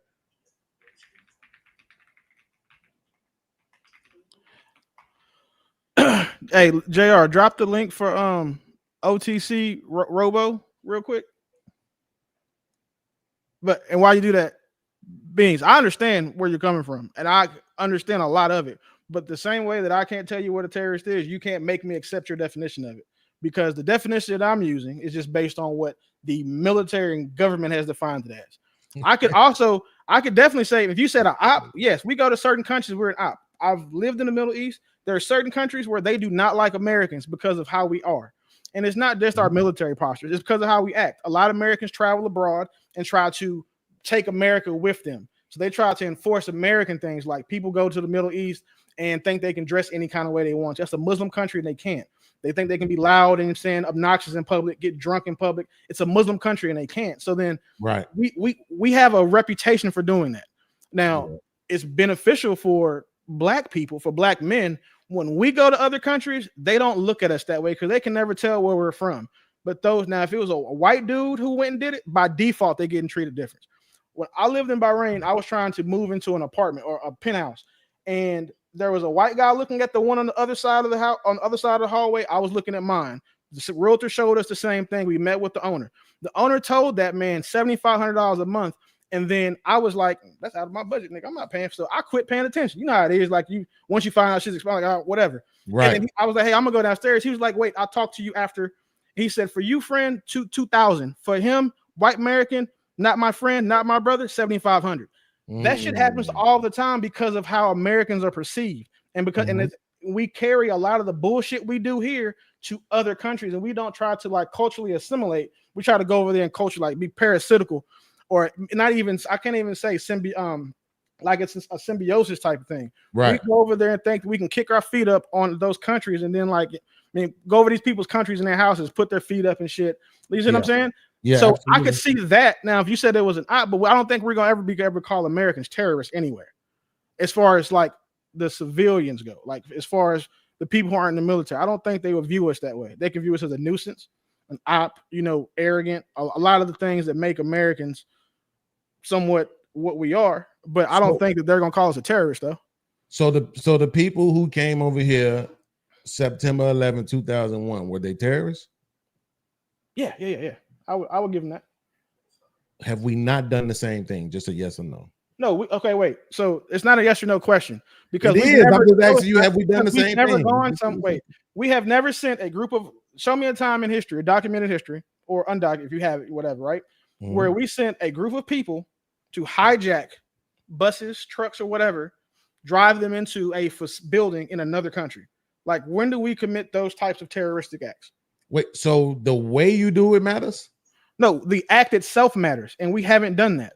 For example, a commensurate response, right? If we wanted to be terrorists, then we would have tactically nuked a hospital or a school compared to what they did, right? Because we're not gonna crash a plane into no shit. Because we don't want. Okay, right. Don't be disingenuous. That's why right, I said we're not gonna crash. No, but the reason why, because we don't die for our causes. Muslims are willing to blow themselves up to hurt people. Those terrorists, right? So they crashed those planes into buildings while they were on them. It wasn't remote control. Them niggas was on the planes. Absolutely. We haven't done anything like that to anybody. Unless I'm mistaken, but I don't believe we have. But Willie, here's the thing. If they had been remote control, if them dudes would have been sitting in the Middle East somewhere having cigars while they was controlling those planes, guess what it would have still been reported as? Terrorism. Yeah, no, so it's not. So the method in which it was done, like if it was on person, live, let's say in office or remote, that doesn't matter. The fact is who did it and what they did. Okay. We're not doing that to people. Okay, so what I'm saying is this: to our knowledge, these people had a problem with us. They came over here and they attacked us and they killed a bunch of people for political reasons. Yes or no? Have we done that? Have we killed people for political reasons? Have we went into other people's places that we may have had a problem with and killed folks for political reasons? Yes or no? Yeah. That's terrorism. It's not. It's a response to terrorism. That's the difference. So what do we do to actually have them come over here and blow us to crash the towers? Do you remember what they claimed that we did? No. Cool. I'll give you an assassination that they say that we've done, right?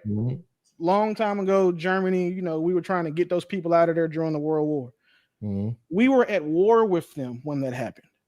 We weren't at war with with Afghanistan or any of these terrorists when this stuff kicked off. When they came and did 9/11, I understand, the war complex, you know what I'm saying, big farm and all that stuff. Those guys are super powerful. They saw it as an opportunity to make money. But at the end of the day, we have to respond to people fucking with us, because if we don't, they'll keep doing it. If right, you're a big dude, people not trying to bully you, right? Because they understand, right? But then every now and then you might get a little nigga who will try to bully you just to make a name for himself. It will be up to you to demonstrate to him why that's not a good idea. It's the same thing that we did after 9/11. The same thing. Someone small tried us, and then, which didn't have anything to do with Iraq, right? You can admit that now, or y'all still holding on to that one? no, I would think that the reason why it was in Iraq is because that's where their terrorist cell was located, so we attacked them. I do believe there's a significant amount of collateral damage that was done. We did a lot of damage to them people who didn't have shit to do with it. Like, there's nothing I can hide from you on that end. Like, if that's the argument we have to have, you're right. We went over there to kill a small group of people, but killed a medium-sized group of people for being associated with, attached to, or involved with that small group of people. I don't believe that was right, but it did happen. Well, that's what I'm trying to get you to realize, right? If we sitting over here and somebody come over here and they do something and attack us in the way that harms 3,000 plus people that don't have nothing to do with nothing, and we call that terrorism, if you go to these places and we've done the same thing, they're gonna call it that too. And then you can't change the tense of the definition to fit whatever you need it to be in order for you to be to get amnesty from your actions. Oh, they did this. No, those people see this as terrorism because they didn't do anything to you. And you just came over there and you dropped bombs and you did whatever else. You kicked in doors searching for people and you harmed folks that didn't have anything to do with nothing. And so that's how they see it. Not to mention all of the different places where there's political leaders that have been executed simply because of the fact that they was trying to build up their own nations and wasn't trying to play ball with America. Again, to your point, I have a 0.5% of information on this. Right? I'm just saying I'm smart enough to understand and know how we really play the game. And I know what a little bit of what we've done. So I know how the rest of the world, if we've been in those areas, how they're going to see us. To your point about how people act from America when they go to other places, I've heard that too. Now, I've never been overseas, but I've heard that too. And I found that very odd, to be honest with you. At first, I didn't believe it because I felt like if I went somewhere else, I would, for lack of a better term, capitulate to whatever their traditions were, right? As long as it wasn't, you know how we are. No, we can't be no fruit booty stuff or nothing like that, But if they was like, yo, you got to cover your head up, I cover my head up while I'm over there, right? I would just capitulate to what they got going on the same way I want people to come over here. So when I hear the stories of how we act, I'm like, oh, that's wild. People like, yo, America's just very egotistical and they feel like they run the place. They come to your country and ask y'all why y'all don't speak English. But I don't think that's the reason why they would call us terrorists. I think it has everything to do with the way that we move around the world from the military standpoint.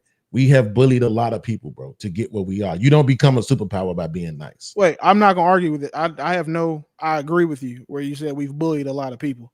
Like, we've deboed the world in a lot of arenas. No argument there. Okay, so the root word in terrorism is terror. Right? So when you're bullying people, you are essentially causing them terror. That's what you're doing. I mean, yeah, we bully bullies, but I understand. I see where you're coming from. Like, I don't disagree with you at all. But what the difference is that I feel we respond to terrorism with an equal or superior force. I don't think that's a problem either. Yeah. So my issue is if somebody responded, would y'all consider that terrorism? Somebody responded to something? No, right? And I don't feel like playing the Google game, but Hank, let's just be honest. Are you going to sit here and tell me right now that anywhere in the world where people can say America has come and done any damage, it was in response? None of it was strategic positioning. None of it was to take over that region or take over their resources. None of it. It was all just in response. Come on, man. Let's not be disingenuous. Just because we can't cite it don't mean we got to be lie to ourselves. Okay, so what just happened? What just occurred a couple of days ago, a day ago? I think that's in response. I wouldn't consider that terrorist, but I think that is in response. Now, before, have they done those things? Yeah, I agree with that. I won't fight you on that. I'm just talking about what just recently happened. Yeah. That other stuff I'm not worried about. I'm just talking about what recently happened a couple of days ago. I think this is in response. Now, what I was reading In up while y'all was talking, response to what? let me finish. Yep. What I Okay. was reading up while y'all was talking, I was trying to figure this out. Okay. Just 2 days ago, we was at the negotiation table. This turned fast. I don't know why. Now, of course, again, this is a religious war between them two. Not America, but it's been like that forever. We've been dealing with this forever. I thought we wasn't going to be going back to the Middle East with this bullshit. In his first term, he pulled the soldiers out. I didn't think we was going to go back.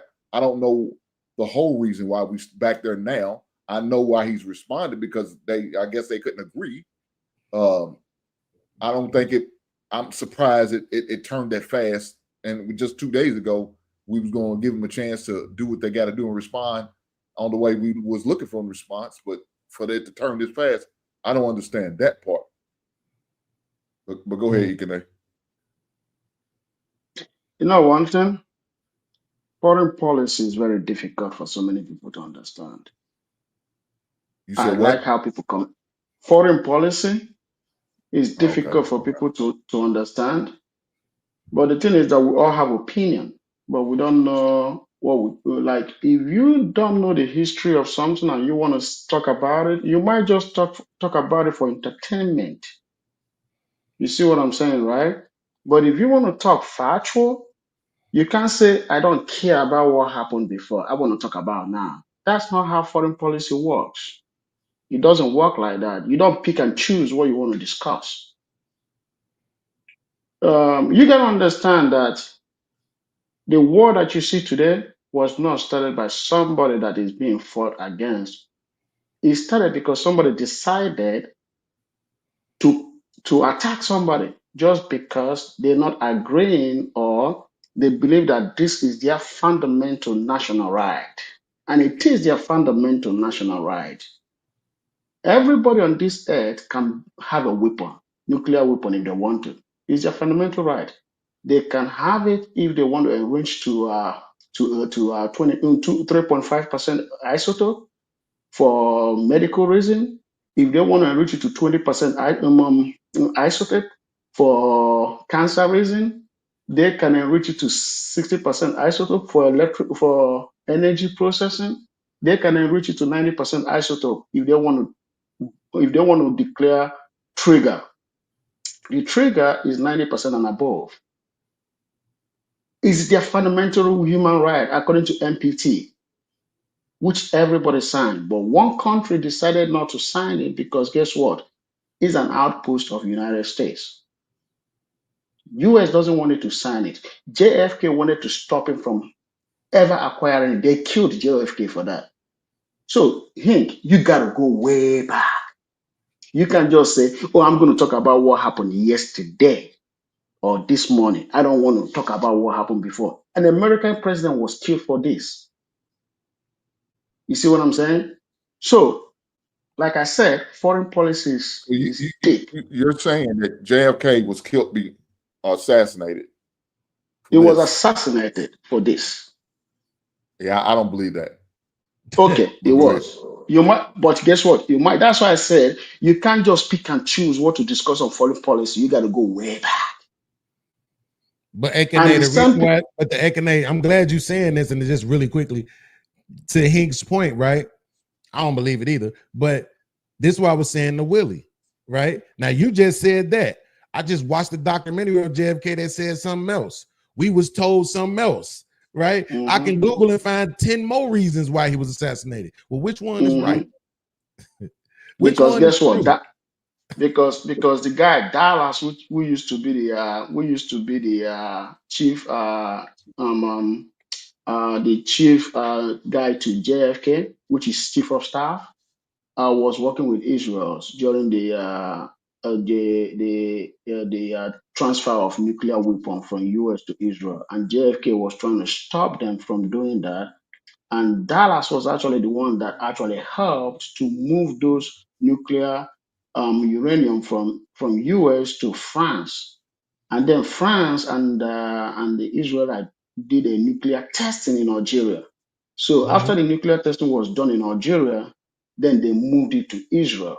That's why Algeria is suing France to tell them, where did you guys do that nuclear testing, so that way we can be able to stop people from going there due to emission. You see what I'm saying?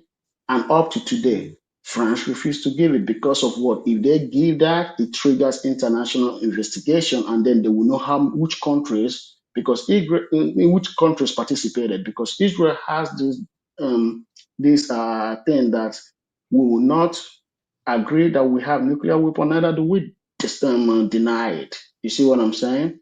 But JFK, in an attempt to stop that from happening, he was killed.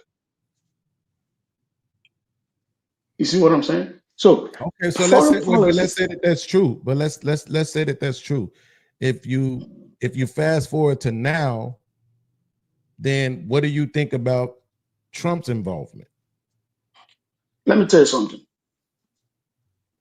What happened yesterday night, U.S. time, and this morning, Iranian and that's Middle Eastern time?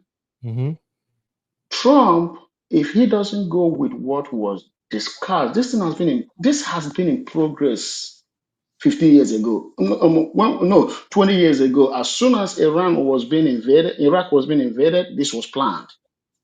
Because it was 7 countries. It was 7 countries that they were going to take out. Afghanistan, Iraq, Sudan, Iraq.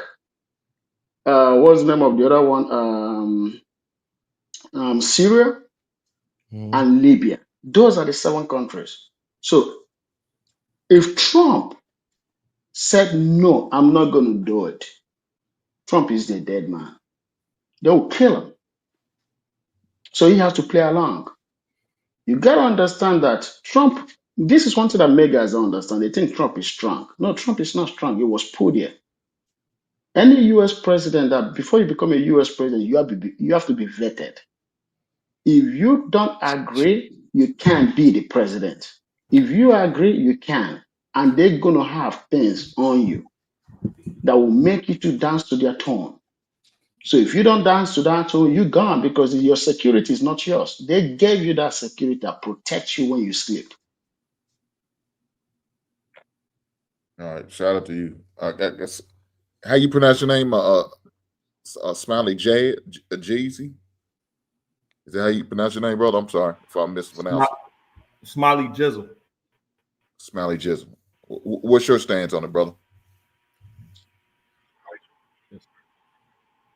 I don't believe it's terrorism at all. I completely disagree with it. I don't think well that we can say outside of conspiracy theories that America has been involved with any terrorist activities. I mean, we watch movies and you know all that stuff, Mission Impossible and all that stuff, but I don't think that. I know that they've done some sketchy things, but it's always been in the right of the the state of the country.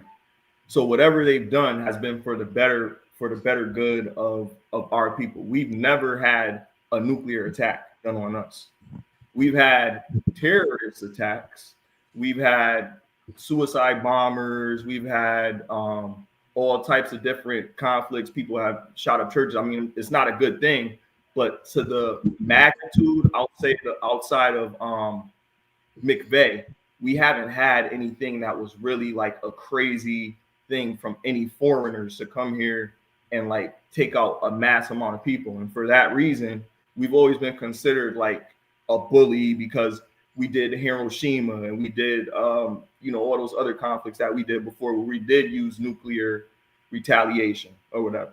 What they're trying to prevent is, from my understanding, from what I've been hearing from the different meetings that they've been having and all this stuff, what they're trying to prevent is Iran having some type of nuclear fallout as a retaliation to another country. They don't want to see that.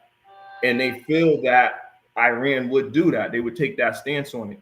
I don't think it's terrorism intervening and avoiding something that the world, would remember for years because it would be so cataclysmic. So that's my stance on it. And I served in the military. So I think in any military in any country, and I know you're smiling because you're like, oh, because he's in the military. So, but I'm saying we don't have control over what they ask us to do, but we know that it's to keep our wife or our family or our mother or whoever safe when we go over there. So we're doing it selflessly. We didn't really choose to make the decisions that the government is making for us, but we know that they're making this decision so that we have a home to come home to. Those other countries, those leaders that get eliminated, they got eliminated because they've done heinous acts to their people, to other countries. So that's why they got rid of them. So I don't feel like it's anything wrong with us intervening, but like Ikene said, we got to stand on that. Like if he made that choice, now whatever comes with that, whatever consequence comes with that, he has to stand on it. Whether you think he's strong or not to make that decision, I feel like it was a necessary decision to make if we feel like they have weapons of mass destruction. And I believe they said it was uranium or something like that they were trying to get rid of. So I don't know. My stance on it is I disagree with King Bean saying that it's terrorism. I don't think that's active terrorism. Well, that's because again, like you said, I started smiling as soon as you said the military thing. It makes sense why you're talking when you're talking, right? Like I'm that's not why biased. I'm not biased. This is a logical. It's okay. You had your whole run to talk, right? We was all quiet, right? What I'm saying is, show me the person, right? Show me the group of people, not one, because I know they exist, but show me the group of people, right, who have your background but think different than you. I'll wait. Like I don't see it. It's always the same thing. If it's the same way how y'all say well, not y'all. When I say y'all, I don't mean you, brother. It's the same way how conservatives talk about liberals. When you start hearing certain things, you like, oh man, that person is a liberal, right? You just know it. And then you ask a few questions and you find out like, yeah, they actually are that, right? And it's the same thing with this, right? Bro, I have a particular take on gangs that's very different from most people. You know why? Because I was in a gang. So my angle and the way that I view it is going to be a little bit different than everybody else's. But I don't lie. That's the difference. I don't pretend. I don't act like gangs never terrorized any communities or did like they did. Like it just is what it is. I'm not gonna BS about it. And that's my only thing is don't lie about what it is, right? We understand exactly. Like I said, the root word in terrorism is terror, right? So to even try to even if I can't state it, to even try to imply that America in no way, form, or fashion has went anywhere in the world and not caused terror to the locals. We're not talking about the military, right? We talking about to the locals. We talking about to politicians and stuff like that. Like, come on. When you go and you get rid of the leadership in another country because they don't want to fall in line with what you got going on, that's terror, bro. That's what that is. Because now people have to be afraid of you. People have to be afraid if they don't follow your leadership, you're going to respond to that. That's terror. So Beans, you asked for examples of a couple of people. So he mentioned one. Timothy McVeigh is one of those ones that he's talking about, who had that been in the military, who had just went left with it to extremism. Them white malicious groups. They're another example of the same thing. They don't take that same stand as you talking about, though. All right, y'all, hold on. Let me get Godson in there. He just came to the panel. What's going on, sir? How you doing? What you got for us? Can y'all hear me? Boy, I thought that was Kwame Brown. Okay, I'm doing all right. I respond to Willie Beeman. He told me to come up here and come up. He said that the United States is I got a background. Yeah, we can hear you, but you kind of coming in with a delay. I don't understand. I don't understand. All right. Yeah, just go back out and come right back in. Let's try that. Let me turn it all the way down. Okay. All right, go ahead, Smiley. You wanted to go ahead and respond? I wanted to ask King Beans a question. Do you think it was an act of terrorism for us to intervene with Hitler?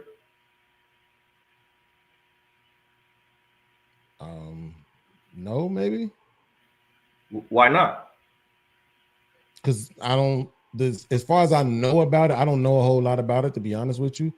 But as far as I know about it, there were people in another part of the world who were supposedly hurting other folks, and different places got together to stop them from hurting people. So if that's the narrative that I have and the only one that I have, then my answer would have to be no.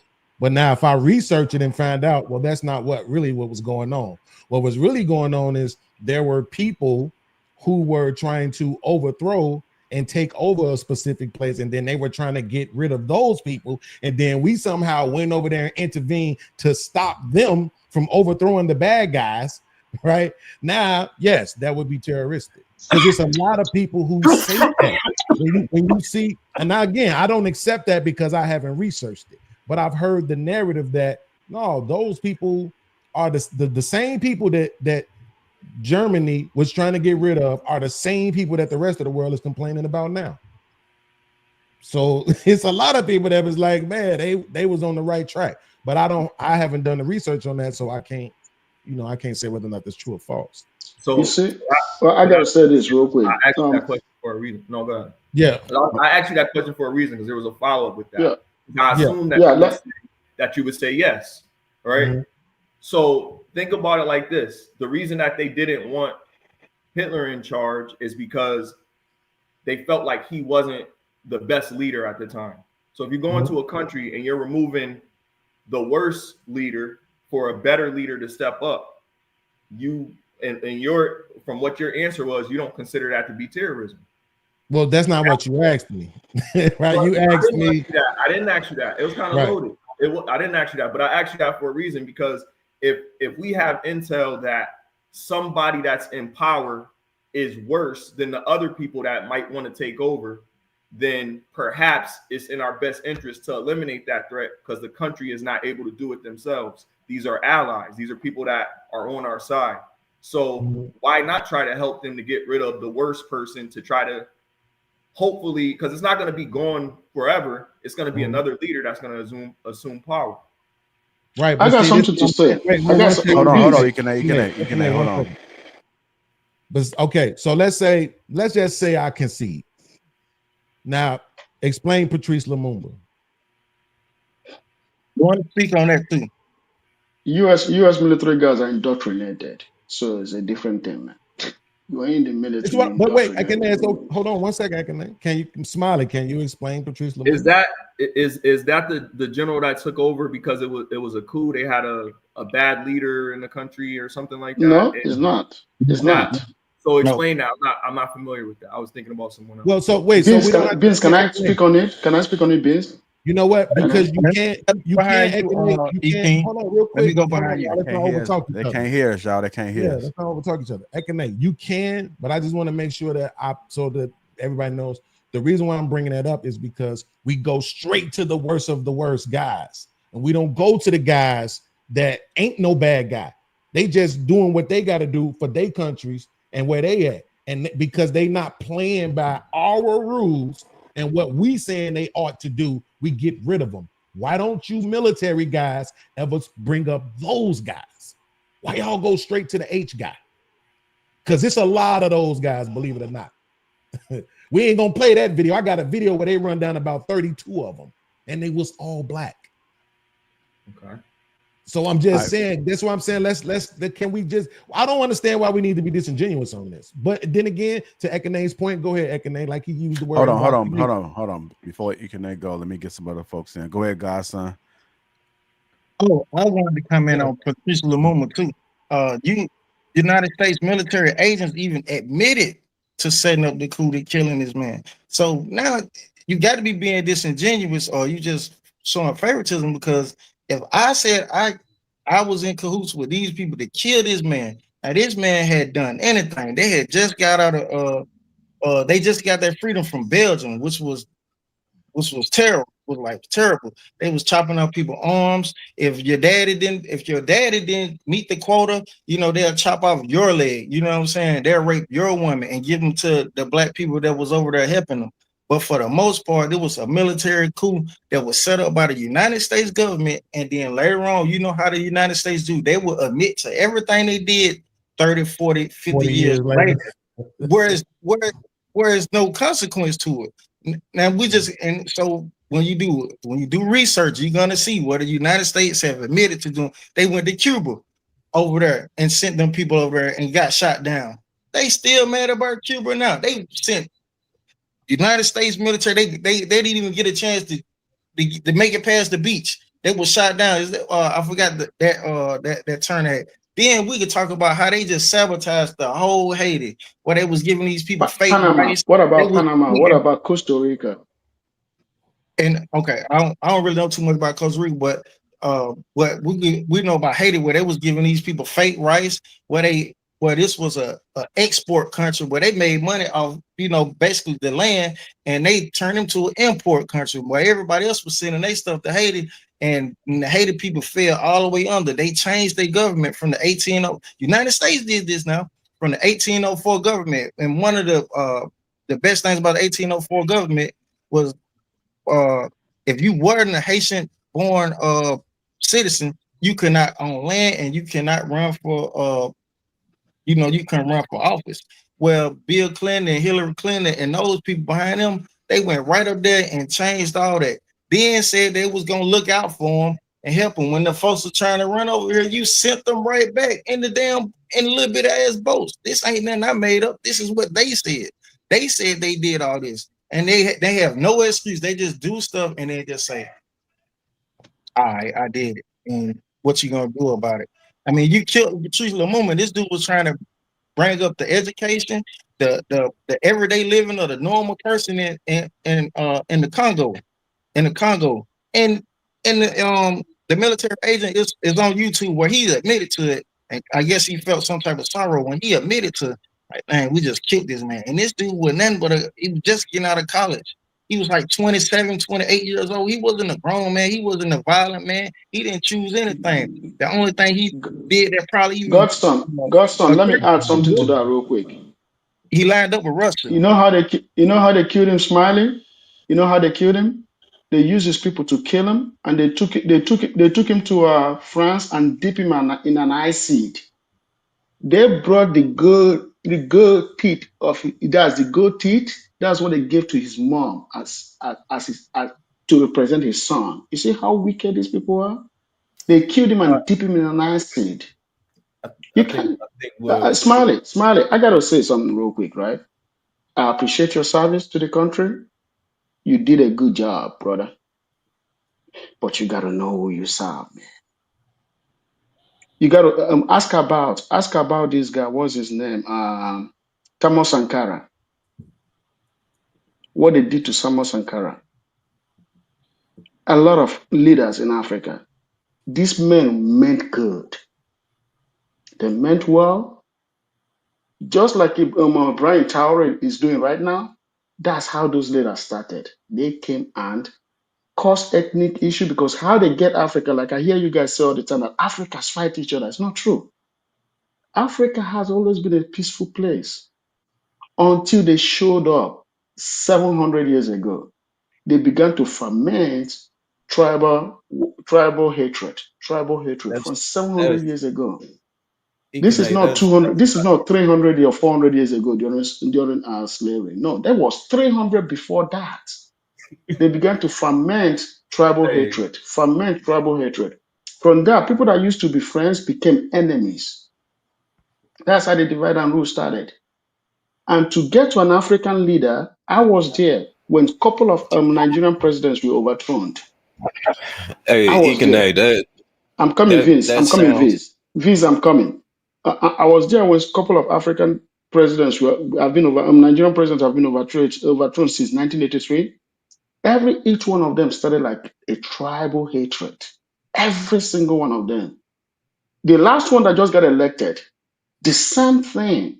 We had two presidential candidates. One was going to win, clear. guess what? They messed up with Nigerian election, and two ambassadors, the British ambassador and the American ambassador, all ran out of the country right after the election. They resigned and left the country because they found out that the people were mad. And you know what they told us to our face?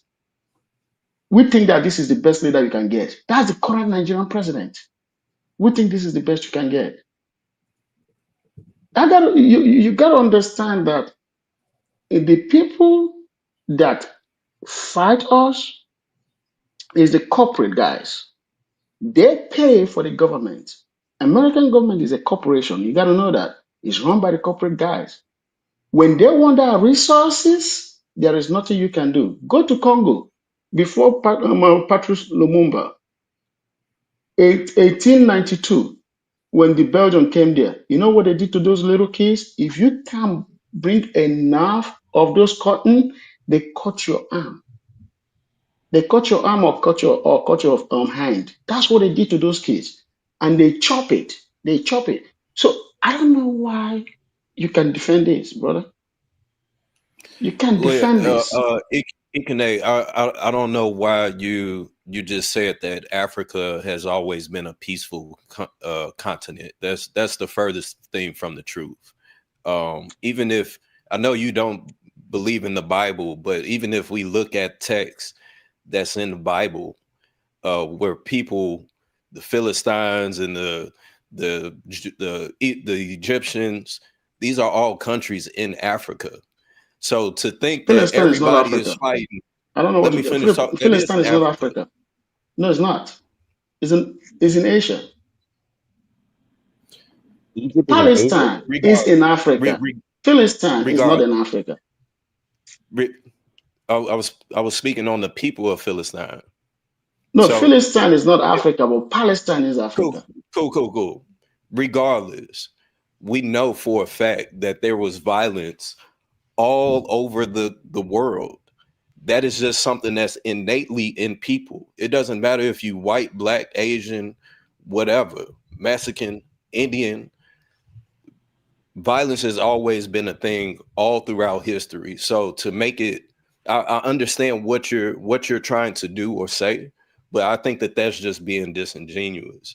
Okay, I never said that violence is not in the world, but you didn't pay attention to what I said. I said tribal, because you got to understand, in Africa, for you to get to one tribe, you got to travel a whole lot of miles. Huh? You said people weren't fighting. I said there were no tribal wars. There wasn't tribal wars in Africa. No, there were not tribal wars. The kind of war we had in Africa, I will tell you African history very good. The kind of wars we have in Africa, let's say you're from Plano, right? And I'm in Dallas. And Dallas wants to expand because they're in search of water. Plano lives by the water, but Dallas doesn't live by water. So Dallas wants to get access to that water, right? But Plano refuses. Now they got to go to war. But if Plano allows Dallas to get access to that water, they live in peace. So in Africa, the biggest wars that always happen between community. So in Africa, you usually had communal war, but not tribal war. Well, you can't say y'all right? If you had to go to war just to get to that water, why couldn't y'all come to the table, have a negotiation, and talk it out? That's okay. You're not a if you had to pick up arms, then you're not a peaceful person. Okay. Wait, Hink. I said something that you didn't listen to what I said. I said that if Dallas wants to get access to the water and Plano refuses Dallas to get access to the water, that's what I said. Okay. Now they're going to go to war. But if Plano said, no, you can get access to the water, they live in peace. That's what I said. If they had supposedly had a conversation, they rejected them, right? And they said, well, we're going to have to go to war. Then you're no longer a peaceful people then. If you don't have access to water, you're going to die. If you don't have access to water, you're going to die. Water somewhere else. You need to go find water somewhere else. If you're peaceful people, you're not going to be looking to fight to get to the water. You're willing to go. It's not that easy. Else. Right. It's not. Go ahead, bro. It's not that easy. It's not that easy. If you don't have access to water, you don't have access to water. It's geography. Water is geography. I can accept you had to go to war for this water, But don't, in the same breath, that they say we're peaceful people. You're not. You did what you had to do to get to that water. If that means take up arms, take some people out, so be it. Okay. I see your logic. I see your You logic. can't call yourself peaceful people no more. I see your logic, but what I'm saying is this, right? That's the only thing that can get people to go to war, when you don't allow people to have access to something that they need to survive. You see what I'm saying? Now they go. So people don't go to war. Even back then, tribes didn't go to war to take over the land, to expand their territory. Okay, that's why you have to know. You see, when you discuss things, you don't discuss based on hypothesis. You discuss based on history and facts, right? No, The world has always gone to I'm not saying in it off of Africa. hypotheticals. I'm speaking off of human nature all throughout. Okay, the history. human nature is that humans expand throughout history, especially in Africa, due to access to water. It's always documented. If you go to Africa and read communal war that happened throughout generation, is access to water. Access to water. In my hometown, we are blessed that we are located in between of the crossroad of River Niger, which is the second biggest, largest river in the world, no, in Africa, and Oshimiri, right? They both right there. That's where intersected. That's my hometown. So we have huge access to water. But one thing that my ancestors did was that everybody, all the community around there, were able to gain access to that water. We have a place that is about 3 towns removed from there. They went to war with some communities that refused the access to water from the other side. But we always let them to have access to water. So in Africa, when people have some communities have explosive population, they usually move to the next town. So they never had problem with population explosion. But the fights that always happen, which is the stories that we've always been written and told from generations to generations, is access to water. Access to water have always started war in every country. So I want to interject real fast, but before I say what I got to say, I want to salute to Lapeef, and I want to salute to the channel. Shout out to them. Go ahead, OTC. Was that you talking? Yeah, I wanted to interject. I just want to say before I start speaking, salute to Lapeef and salute to the idea that Africa is not a warring country. That is definitely false. I learned in middle school, even in middle school, I learned that there were child soldiers that were trained up in Africa, and how those child soldiers came about with the diamond mines, the blood diamonds. The Africans would sell their own people in exchange for weapons, right? And then they would go around and conquer other villages, kill the parents off, and turn the kids into soldiers, right? So Africa is not a peaceful country. It's always been a land of war, for the first off. And then I will sit here and I'll go further to suggest that what allies do America really have? Because an ally is a country where you support each other equally, right? Or at least some, right? And who is really supporting America like we support these other countries? Really giving back. America is the one shelling out billions of dollars. When is the last time Israel has sent any money to America for any of the things that Americans go through? And that the list goes on. But Well, yeah, I mean, if we do look at it from the perspective of the states being a business, right? The only reason why, and this goes back to, I think, Bean's point earlier, there's 100% something worth the investment of even being involved with Israel. Any of the countries, even with Vietnam, there was a reason as to why we got involved in the Vietnam War. I want to say it was because France had pulled out.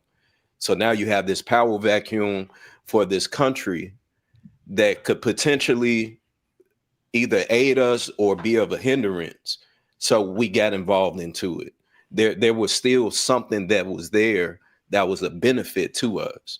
So it makes no sense to be involved with a fight in a country and we're not receiving anything from it. The same reason with Ukraine. It was like, all right, you want us to continue to cash you out? We need access to this and we need a percentage of it. Now we have something that's tied to us and involved for us to even take the risk to be a part of this. So well, I would argue that's arbitrage, Viz, because we were getting in these wars because of resources, not necessarily because we're trying to help the country. That's what he just said. That's what I just said, bro. But that's what I'm saying. There's something that they're getting out of it. Yeah, but there's that's a what I'm benefit saying. to That's it. not a just cause. How is that not a just cause? Because we're getting into these wars for our self-interest, not really to promote democracy. We're a superpower. We are the largest superpower in the world. We're probably the most powerful. Call it what you want to. I ain't gonna say if you're in a position of power, you're going to do what it is that you have to do in order to maintain that power. That's human nature. Right. So destroy the infrastructure of the country so they can't even take advantage of their own resources so that we can take advantage of them. And you're saying that that's justified because we're a superpower. Yeah. You saying might over right? You saying might over right is right? Viz? Why not just build the country, help the country get on its feet? If we're living in the real world, business equally. If we're living in the real world, no, that's fair. I get it. If we can exchange business equally, that's usually when we don't go to war with them, right? Again, going back to the Ukraine, you want us to still cash you out. We need to be able to benefit something so that we're not just cashing out to you for no reason. Yeah, but Viz, this is what I was saying to Willie earlier. But that ain't why they told us we was going into Vietnam, right? I can't argue that. But this is what I'm saying though, because the argument always comes back about people don't know and civilians don't know, right? And they just have opinions. Well, our opinions is based on what we're being told, right? So that was, we need to stop the spread of communism, and that ain't never made sense to me, to be honest with you, right? But that's what I'm saying. It's all the doctrine is always, we need to stop them from this. It's never, look, y'all, we just gonna keep it 100 with y'all. They got this shit over here called terrorism, and we need this terrorism for this shit we trying to do because we want this. Y'all want this? Okay, then. So we about to go over here and do what we got to do to get this, right? It's never that. It's always communism, Marxism, socialism. Weapons of mass destruction that never appeared. I can't. We all know the the tree huggers are not going to allow us to go over unless we say something extreme. We all know this. We got to tell the people something extreme in order us to get the green light in order to go to war or to do what we need to do. We're not going to sit there and tell them, well, we really want just the resources of the gas, the minerals. We're not going to just tell, because then they're not going to give us the green light. We know this. So we got to be extreme in order for us to get the green light to go. We know how Congress is. We know how the people are. This is just what it is.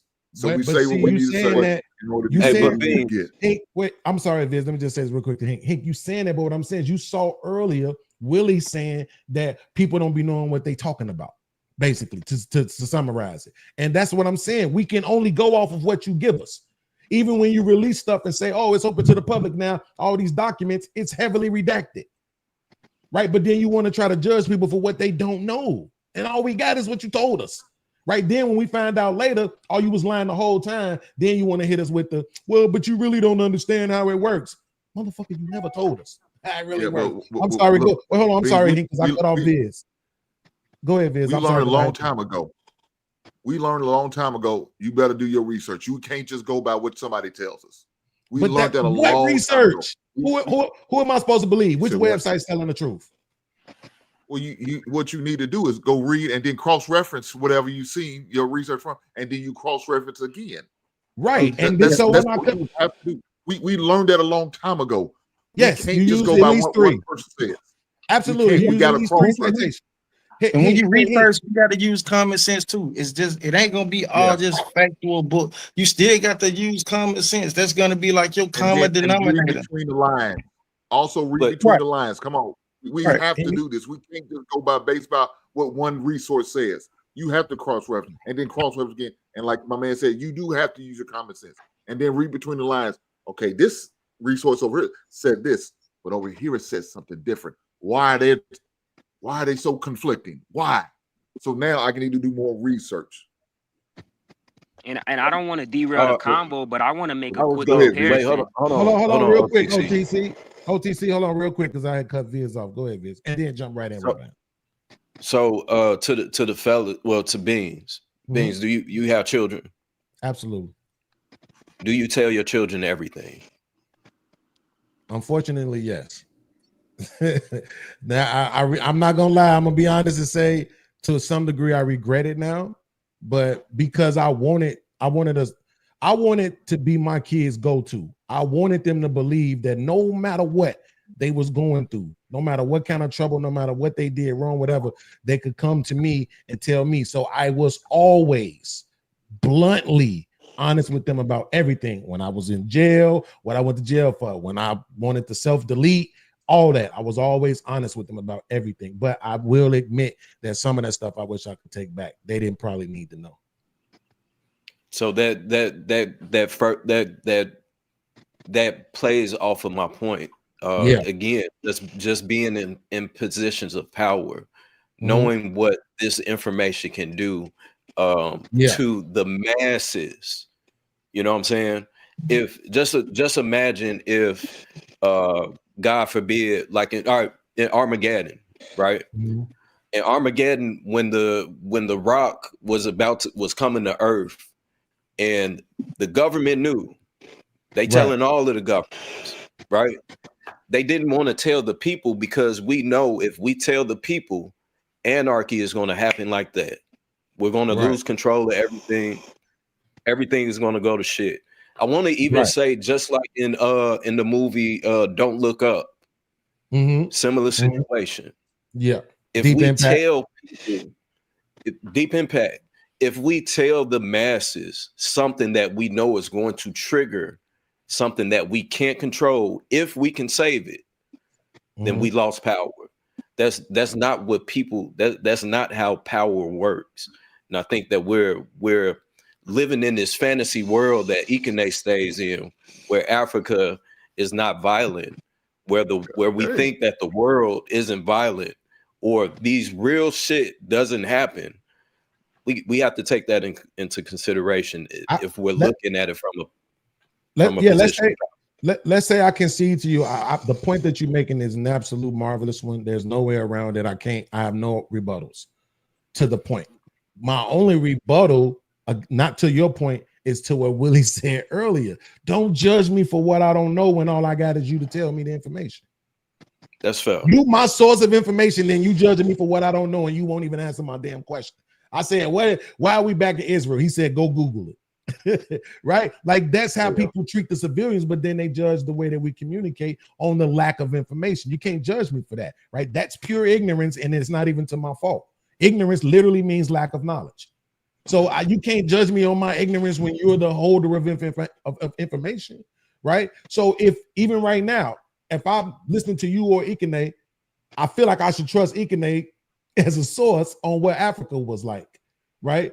But to God's son point about having common sense, as big as Africa is, there's no way he can convince me that nobody was ever fighting over petty shit on the continent of Africa. There's no way. I know on Africa it was dudes over there getting into it over chicks too, especially where they had all the assets. You ain't never gonna convince me.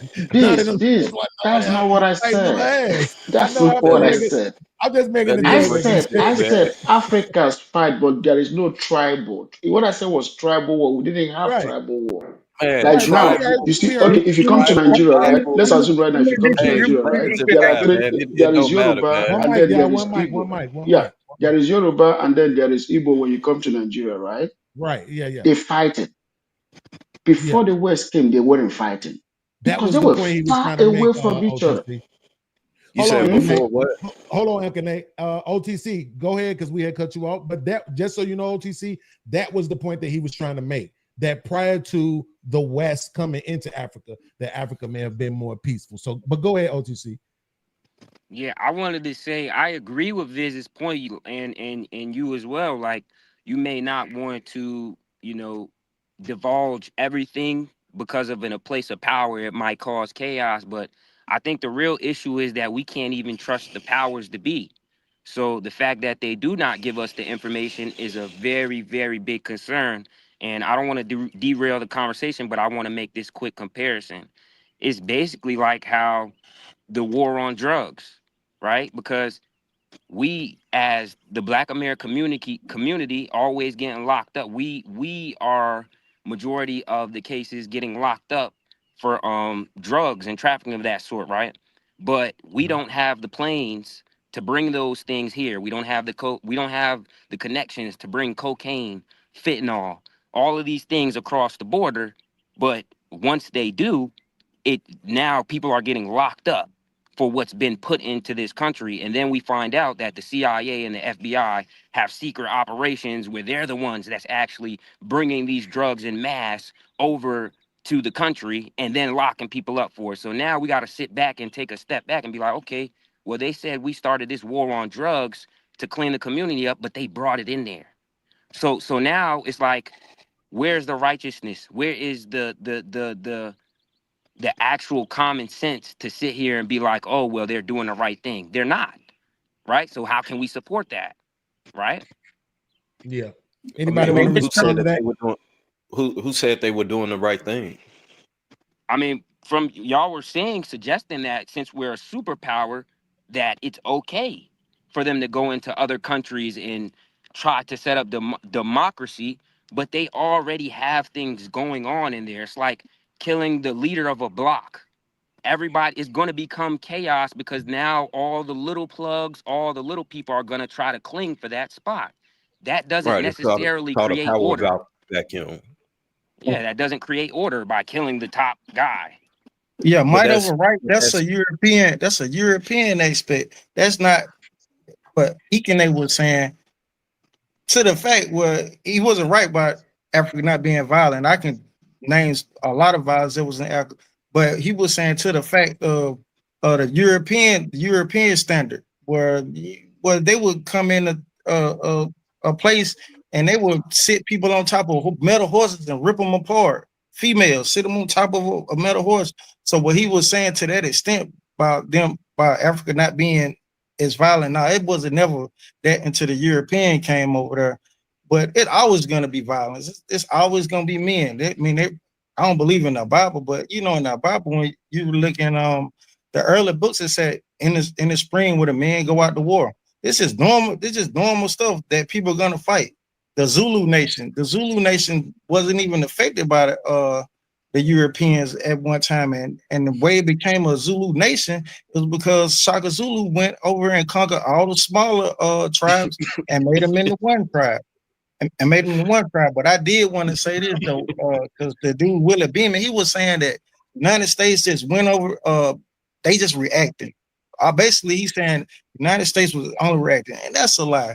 Because you got this thing called problem, reaction, solution. I mean, they made the problem, and I'm gonna give you a perfect example. Let me get off here. But they made a problem, they waited on the reaction, and they already had the solution. And this is basically a known fact. The United States military had ample amount of time from Pearl Harbor. Now, I'm gonna give you that backstory on that. What they did to the Japanese, they put them in concentration camps. Before they put them in concentration, they took their bank accounts. This is what people don't know. They took their bank accounts. They froze their money. They did all this to antagonize these people. One of the Japanese generals came to Harlem and he was talking to one of the black leaders, disappeared. So they did all this to antagonize the Japanese. Japanese was coming with these two kamikaze planes, and the only place they could come to was Japan. I mean, was Hawaii, because Hawaii, my bad. Hawaii. So the commission was at a Christmas Eve party. He had got numerous calls to let them know that, hey, we got 2 ships about to come and they about to do something. They had plenty of time to to stop those. It wasn't number 2 airplanes. They had plenty of time to stop these 2 airplanes. They allowed those people to bomb because the public the public sentiment in the United States was they did not want to go to war or go to a European country for a war. They was like, that's their war. They already been to World War I and fought Germany the first time. They allowed those people to come. They allowed those people to come and blow up Pearl Harbor, and now the whole United States was for war. Let's go over here and get our leg back. You know, people we love, we love our soldiers and stuff like that. And that was all set up. That was set up perfectly. You antagonize these people to make them do something to you. You was putting them in concentration camps. You was taking their money. You was doing all. You was treating different, and y'all allow these people to come over here and blow up Pearl Harbor, and then everybody wanted to go to war, to World War II. We wasn't in World War II at first. Okay, hey, you about to respond? It's a fact. Godson, I may be wrong, but I believe that they put people, the Japanese in America, in those concentration camps after that happened. That didn't happen before Pearl Harbor. From what I could be wrong, but from what I read, and I could be wrong. I could be wrong. I'm not arguing with you, but they did a lot. No. What I'm saying is they did a lot of stuff to antagonize these people to make them come over here. It's like hitting a damn. This is how it happened. If you keep hitting the hold on. Stop. So, it's like it's like continues to hit. Hold on, guys. We heard your point. He's making a point. So let's not get trapped in the facts, right? He could be wrong, right? But he's just making a specific point that they were in cahoots with the shits, right? Like that's basically what he's saying. They knew what was going on. The whole thing was planned, so we don't have to get lost in the facts. We got to get Jimmy in here real quick. Boss man wants to get Jimmy in, so go ahead, Jimmy, and then Viz, you can get back in after Jimmy. You on mute, I guess. It don't say you are, but we can't hear you, Jimmy.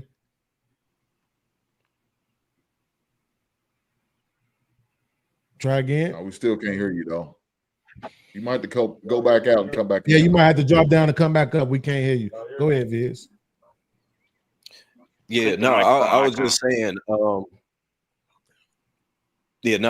was just saying, and I mean, I don't want to, go back and forth on it, but I believe that only happened with the Japanese that was in America after Pearl Harbor happened.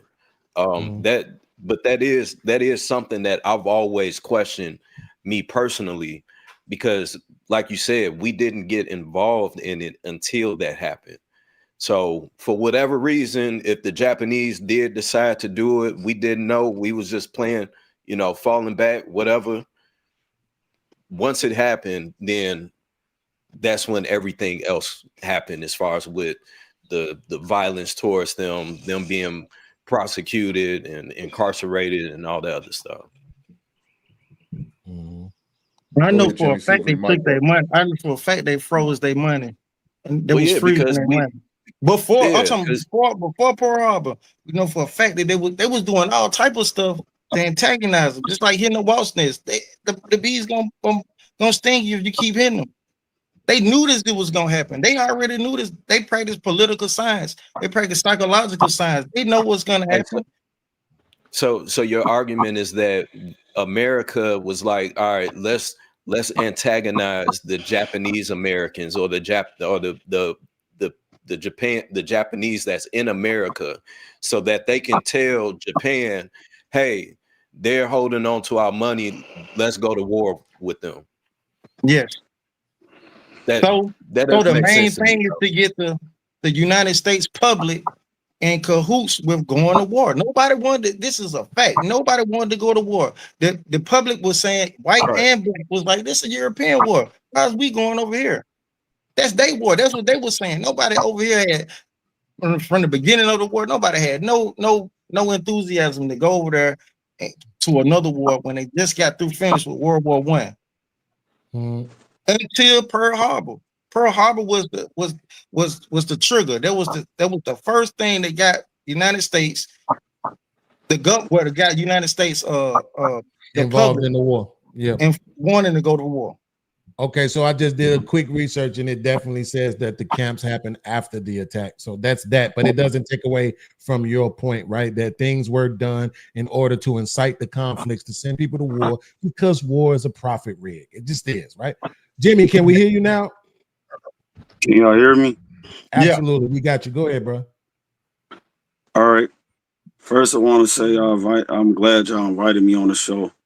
But I just want y'all to notice that from the beginning of time, and I know everybody ain't religious and spiritual, but I'm just going to go there.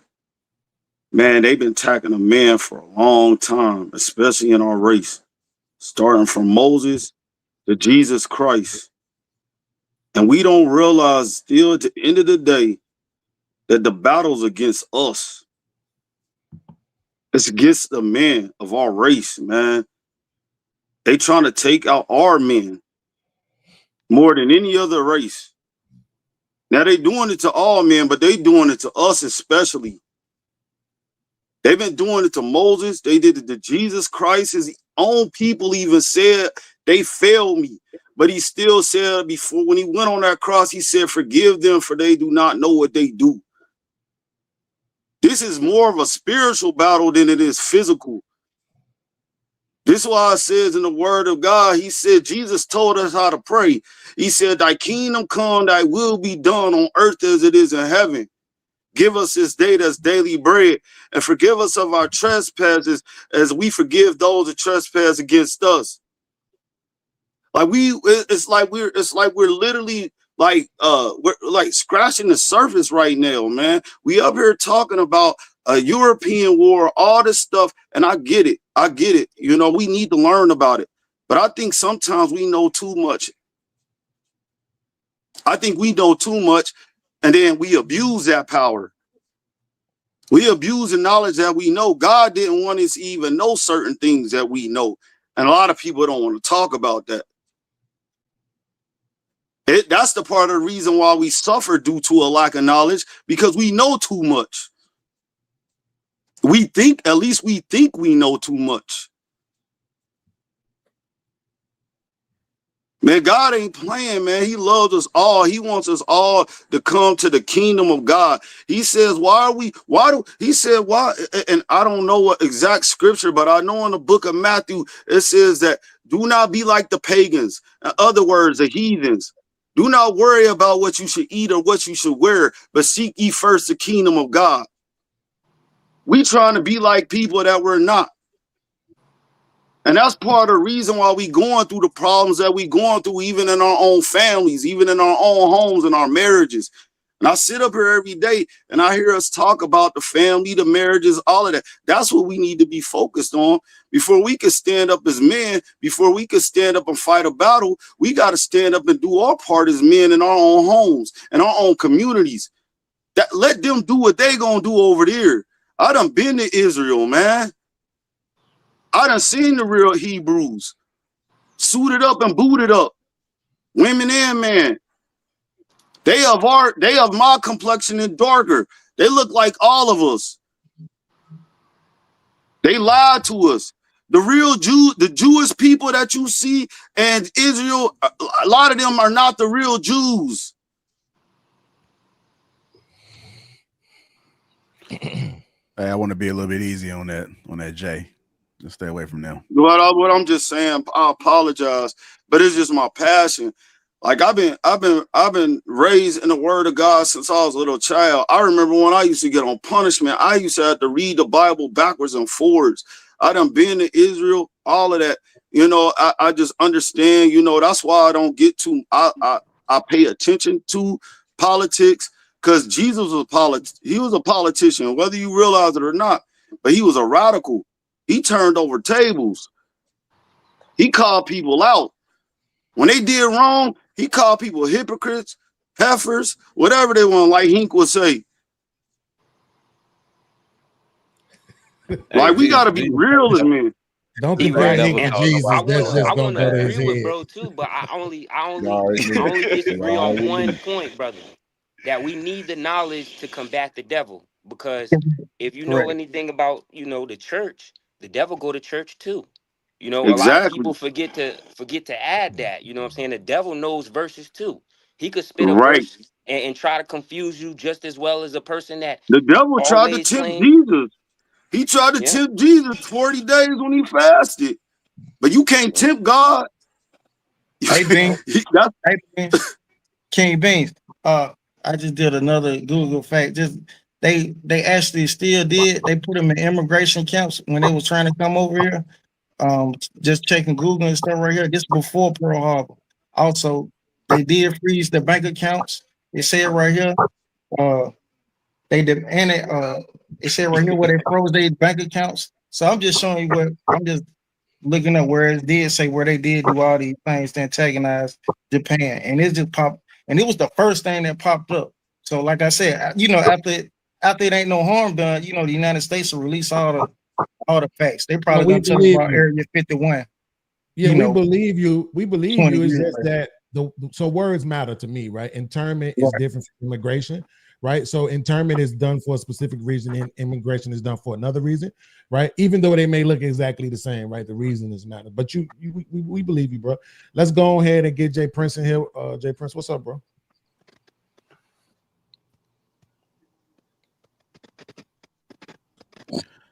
Y'all can hear me? Yeah, Jay Prince. Hey, do me a favor, check that back chat. Oh, you ain't got to check it. I'll just tell you. Just make sure you're easy on that N word, and make sure you limit the profanity, man. We having a real mature conversation here, so I don't want all that ratchetness. Okay, I'm gonna try my best. You know, I'm go to the ratchet. No, I ain't gonna use the N word though. What I will say is that I think that we the wrong people to be discussing this type of conversation as Black people, because we never was in a position of in rulership and maintaining the throne, right? So it's almost like how I view this conversation and seeing all these Black men talking about this is no different from me, no different from hearing women talking about how men operate. We never was in a position of ruler, so you can't speak on that. Y'all don't know what y'all talking about. Mansa Musa, that's not true, Jay. But go ahead. Yeah, no, that on its own sounds crazy. If No, it's no. a panel Hold full of on, man. men, I don't need for you to interrupt me, because you ain't over there interrupting nobody. You have never interrupted nobody who was leading. You have never interrupted nobody that was leading, right? So stay in the feminine position and follow, right? Because that's all we known to do. So yeah. So I think America even just been. I think with what you're doing right now, that's not how men conduct themselves. Well. Just let him Well, talk. it's different calibers of men, right? So we talking about we having conversations about men who brave, who maintain rulership, maintaining power. You never was that. So I don't care how much offended you get. That's why I'm still talking. That don't make, because you get offended don't make you powerful. If you don't understand the value of the conversation, well, Rich, hold on, man. I don't need for you to be my daddy. If you don't understand the value Hold of the on, conversation, man. I was actually talking. I didn't need for you to interrupt me. You don't understand power. Well, I don't. I understand power very well, and I know everybody on this platform is not powerful, including myself. That's a fact. That's unfortunate for you, young man. You're That's right. unfortunate. You just overcompensating right now. So the thing is, we don't understand how. Of course, America gonna to get America. America been doing this forever. Everything that America told you, they always places themselves in a victim position to make you get emotional, because being a victim is more credible than being a villain, right? People gonna always get behind a victim, just like they do a woman, right? So women got more credibility, even if they're in the right or wrong. So of course, to relate, if America want to go over there and start something or take something, they're gonna always put fear in the hearts of the people over here and make it seem as though these people over here is a threat. They did the same thing with black men. This is the reason why every time something happened to black men, right, everybody overlook it because all they got to do is bring up your criminal history. Everybody already paint you a picture that you are a threat, that you, even if they know you really ain't no threat, but they just paint the picture like that so they can get away with it, right, to place you as a villain. So, of course, America going to make it seem as though that they in these other countries is in a victim mind. They put America, they force an American hand just so they can able to go ahead and do whatever they need to do. But I guess y'all been praising America for this long, and that this is the behaviors that they have been doing for a very long time. And y'all all said America is great. This will make America great. So I don't understand why y'all don't So complain you ain't about it heard me now. say that, JP. So No, chill out with the y'all, bro. Chill out with the y'all. Damn, bro. I hate talking to some dudes that I'm like, y'all ain't, come on, play JP, y'all I was feminine on the block. I position. was in the street. So you not talking to me like you But what talking I'm to them. I saying was is in the I was street, talking goofy. though. Play I the was in the feminine street, so position because neither one of us is at nobody's war. We don't rule nothing. nigga, Y'all black people always go want to to do the war in their first one to neighborhoods talk. all You the ain't ruling time. What are you nothing talking though. about? Hey man, Neighborhood hey, versus No, neighborhood. what I'm saying You is said you was in the you get street. all us in we're not all gonna you use want the to, what you N-word. ruling? What do any one of We us said we're got? not gonna use the N-word. Come on, man. Hold on, y'all. Hold Let's on. follow Hold rules. on. Didn't use Listen, the N-word. listen. Hold on. Hold on. Listen. I'm No, not talking no, to you you. didn't say it, but it was said. It was So me, my look. fault. So let's level set, reset. I want to make sure we have a productive conversation.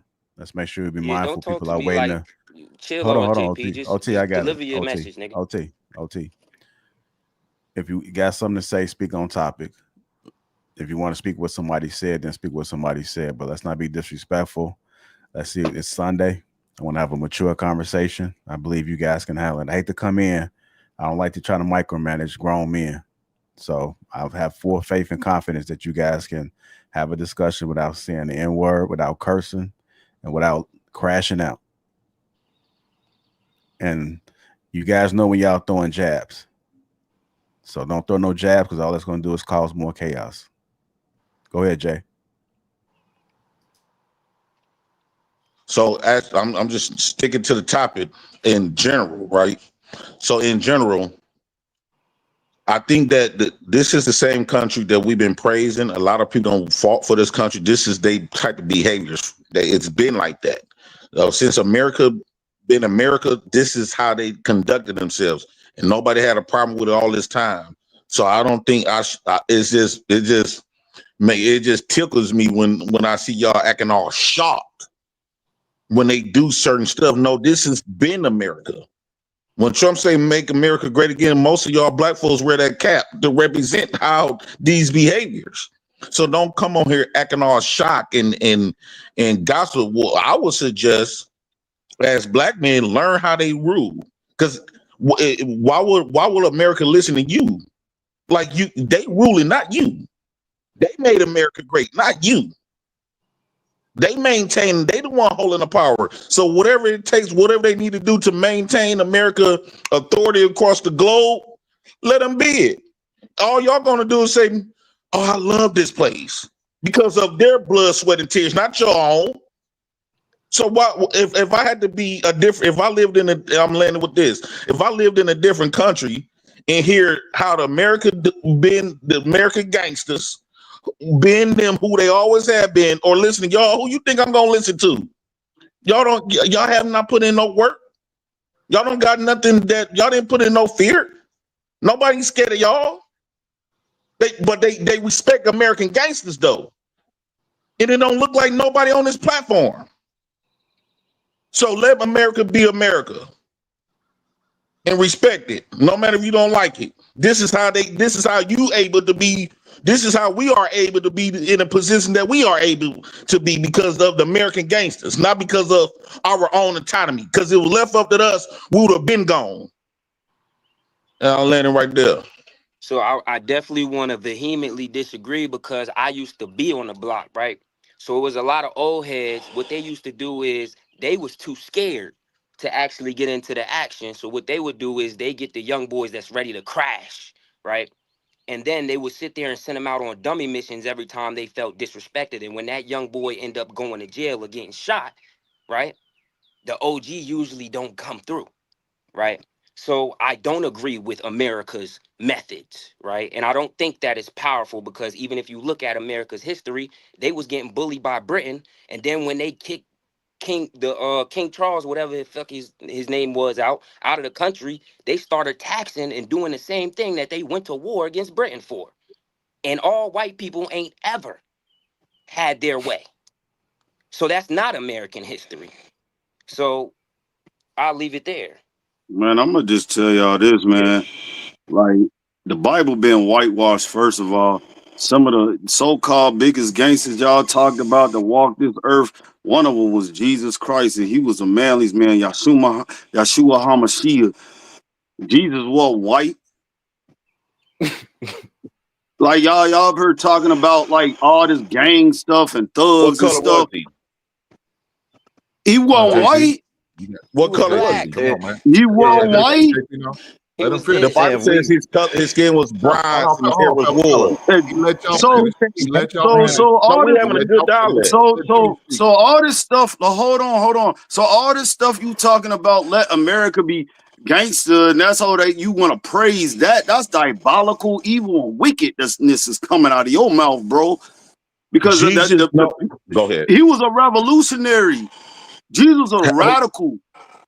He died and rose for our sins so that we can have everlasting life, so that you can have life, so that we can all have life.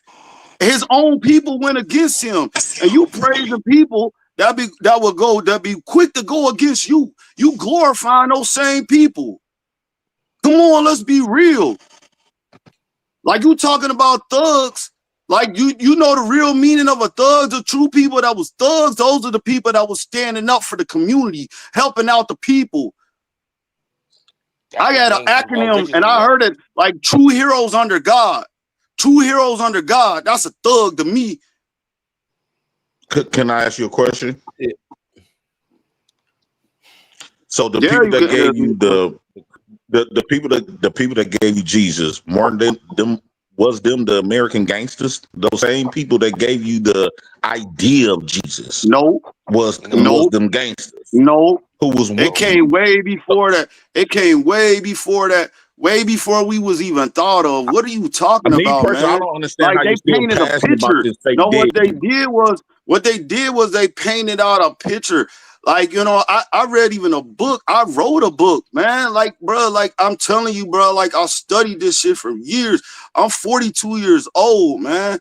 I done raised kids and everything. I teach them the right way. I done talked about this to a lot of preachers. I'm surrounded by a lot of preachers. My dad's a preacher. To you, right way is subjective and relative, because your right way I did not want to follow. To some people, because I know everybody ain't gonna follow. Just like everybody ain't gonna follow Jesus Christ. I don't follow Jesus. Sorry for that. Exactly. And that's the thing, and that's the problem. And I ain't trying to push my faith on nobody, but what I'm saying, you better get to know him. And I'm praying for everybody to get to know him, because he was telling me to get to know a ghost that nobody ever met. All this stuff that we talking about, political, Michelle Obama not wanting a son. I went and talked about this from the beginning, how they took out black babies, the black boys, every time. In the Bible, even cutting his hair. They always took out the black man, but yet and still you say right here that we done got authority. No, we got authority. That's why they've been taking out our man. Because we got more power than we think. Nobody listens to you. We do. We got more power than you think we do, bro. Like, nah, man, I ain't trying to hear that. That's why J. Edgar Hoover said we got to stop the rise of a black messiah. And that was in the 60s or 70s when the Black Panther movement was today, going they on. still not following you. None of that never took place. So my thing is, you come up with all of these stories about come on, man. You coming up? I can't. I was just trying to respond to him quickly. Go ahead, Vic. Go ahead, Vic. So you asking me? We heard you. Go ahead, Vic. Oh well, fuck this shit. All right, see you later, JP. How about you lead though? You ain't talking about nothing. Oh my go ahead, God. Yeah. So just hearing this, it sounds so disingenuous. The very thing that America is doing is the same thing that all superpowers have been doing all throughout history. Genghis Khan did it, the Mayans did it, the Aztecs, Rome, all of these countries that we know of that were superpowers at one point in time. Damn near every government all throughout the world, all throughout history, follows the same guidelines and laws in order to keep things going, to be in control. Now, I'm not saying that that's right in any way, shape, or form, but the truth of the matter is that we learn from history. And if history says, hey, this is what helps a country thrive, a civilization thrive, then this is what we're going to follow.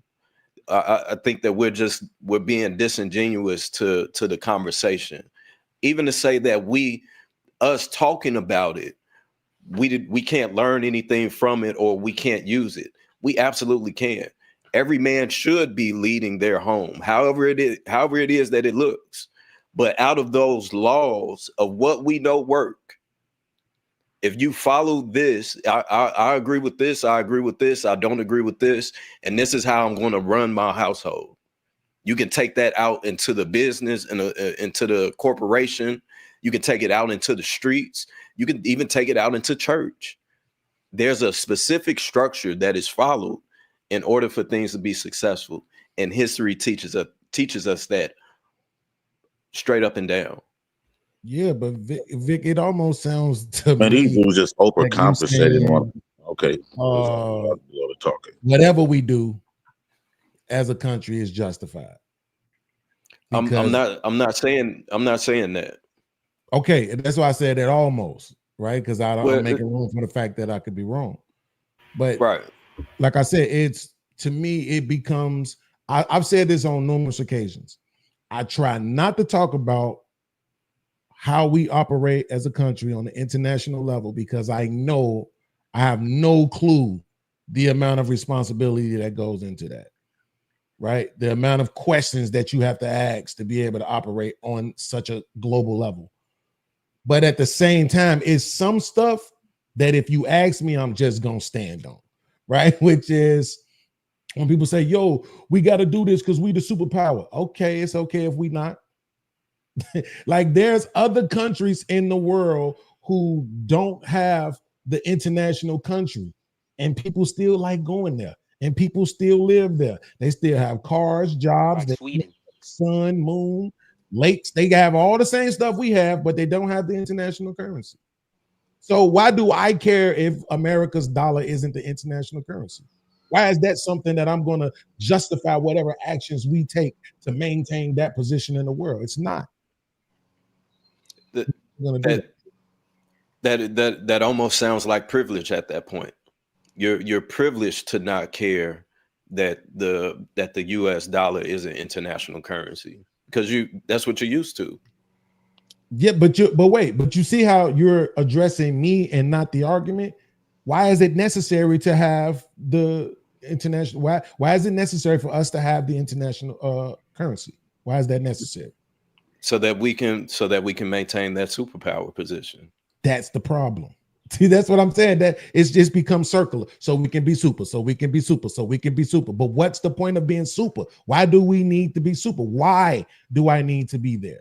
Right? If I asked you, why do you need to be the head of your household? I guarantee you wouldn't say so I can maintain my superpower. You're going to lay out all of the things, which is the reason why you need to be the one in control. Well, because I'm the man. Well, because I'm logical, because I'm prudent, because I'm this, I'm that. You're going to give me the reasons why that's the case. But with us, it's just like this ego thing where it just needs to be us. Like, why? Y'all love going to Paris. Y'all love going to Dubai. Y'all love going to all these other places. When I say y'all, I'm not talking about you specifically, Vic.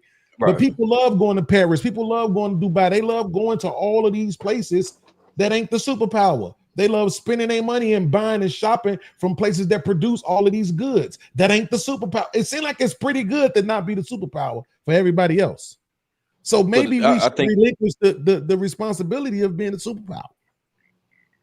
But yeah, I think that's because those countries haven't been a superpower.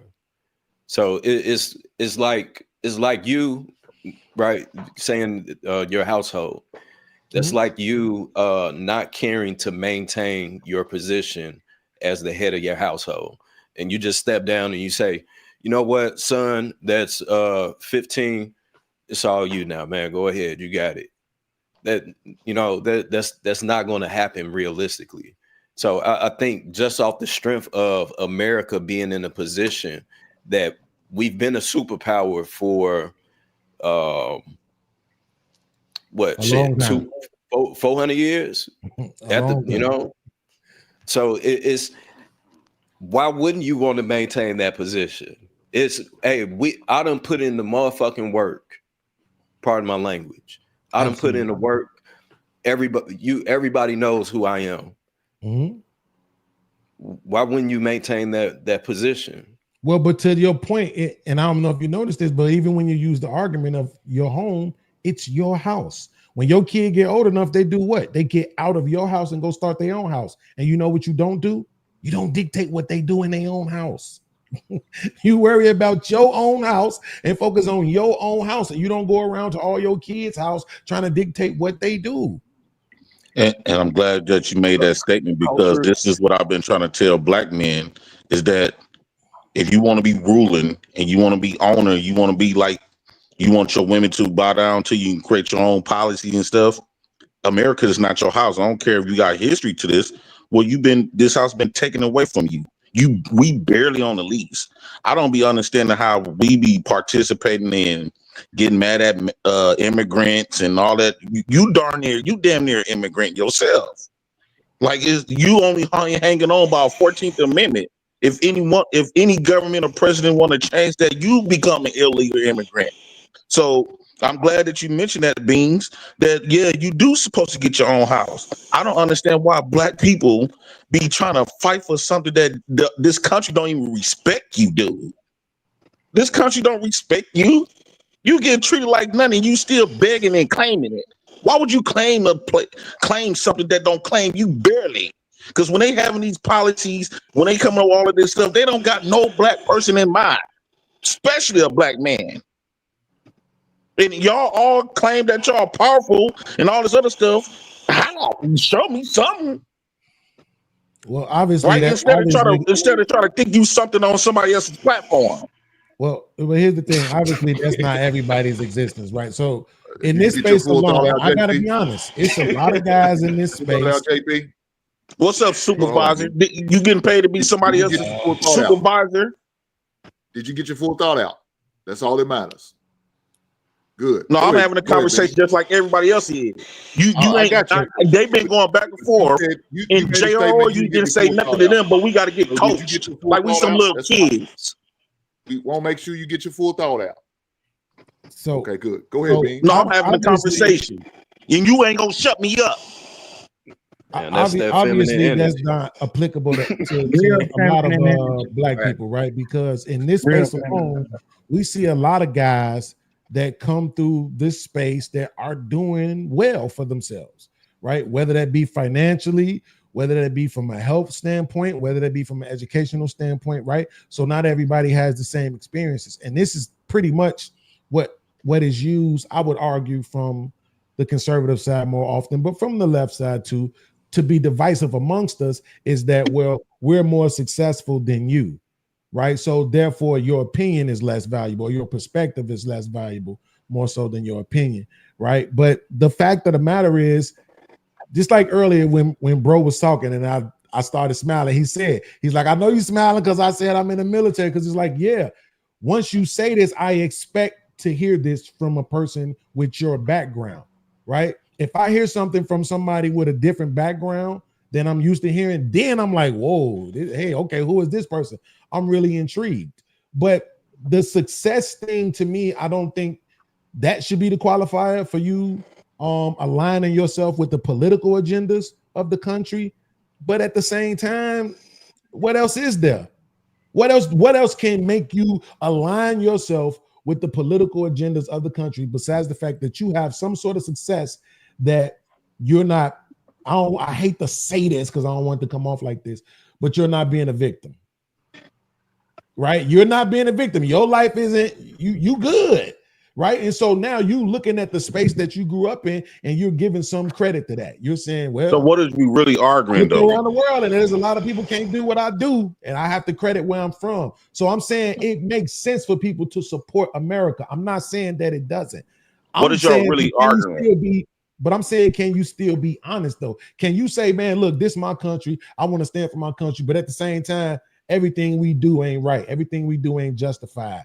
It's a lot of stuff that we do that I call into question. You see what I'm saying? And then have a very integrity-full conversation. But Beans, when you're a king or something, kings is not nice, right? You have to be heartless and ruthless. That's how you're gonna maintain your throne. You think about it. If you picture any king, right? Mm-hmm. If you picture a king was so nice and so generous and do everything the right way and got a heart, guess what's gonna happen to him? The people, his enemies, he might got rule fits for his enemies. Yeah, okay. But the closest people gonna take him out of here. So he has to be ruthless. He can't do everything by the morality book that a ghost done set for us, right? So Right. Sometimes to maintain the throne, you got to become the most wickedest person, unfortunately, because that's the only how you're gonna get respected. That's the only how you're gonna protect yourself from the people. When you become a king, you are more vulnerable from the people that's the closest chess pieces to you than your opposition. So yes, you got to be a ruthless person all the way around the board. Hold on real quick. Let me ask you a question, Jay Prince. Are you suggesting that we are incapable of that? Is that what you're saying? What you mean? What you mean when you say we? You're saying that black men are incapable of maintaining that role? Because if you are, I'm okay with that. I ain't gonna lie. Well. For the past, I'm gonna say 600, 500 years, you wasn't in that position. So the black men we have today can't even fathom that idea, because they never was. You can't bring me. You can't show me a group of black men in America who was ruling countries to other countries. Because if other countries have to respect you for you to be ruling, if America dropped their guards and open up all of this respect and loving, we can be got within moments. So they gotta maintain that threat. Jesus Christ. Listen to no people that never rule. What's the point of the news? You okay with being a white man's bitch? Okay, go ahead, godson. Okay. Dude, to that effect, and now JR, you ain't gonna say nothing to him though, right? Okay, listen, and to that effect, because you keep looking to find an excuse trying to make me out to be a villain. You just disrespecting me. You ain't gonna say shit to him. It was a white European that said this about black people. He said the black man was the lady of the races, and that was a totally European white racist sentiment that you respect. Also, you said we ain't the gangsters. Ain't been a war in America. We fought in every single war that been in America. Also, we fought for our freedom. We did not sit around and white people fight. We did not sit around and let white people go fight for us. We fought for ourselves. Our black men back in the Civil War were so proud they wouldn't even take the money that they wouldn't even take the salary that the United States government was giving them in the Union. We had people that was over here that's been over here in America that ain't never been slaves. You need to check out the Seminoles. You need to check out. You can go check out the Gullah Geechee, and you can check out a lot of people, a lot of black so-called Indians that was. Well, I'm related to the Gullah Geechees. So I do know. I'm aware of the Gullah Geechees. They about the only ones who fought physically. You're wrong. You're wrong. Well, if you call marching and begging for your freedom a fight, that's why you're in the position that you are in today.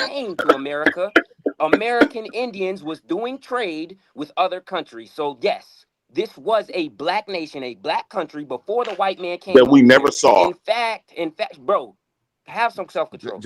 let him talk, I'm man. just saying we never Go ahead, saw it. OG. So Y'all keep so the white regurgitating man would not even information be in from the people America that if the Native you Americans crying did not about. teach them how to JP, crop. let him So if finish the his Native thought. Americans did not like a teach them man. how to plant vegetables and all the things in the Right. soil so that they could live in this fucking OTC. climate, So I there would understand what be you're no trying to say. America. So Furthermore, this the is white what man I'm would trying to have ask no you. establishment You of can't power understand if you don't without let him slavery. finish. Let him Slavery, finish.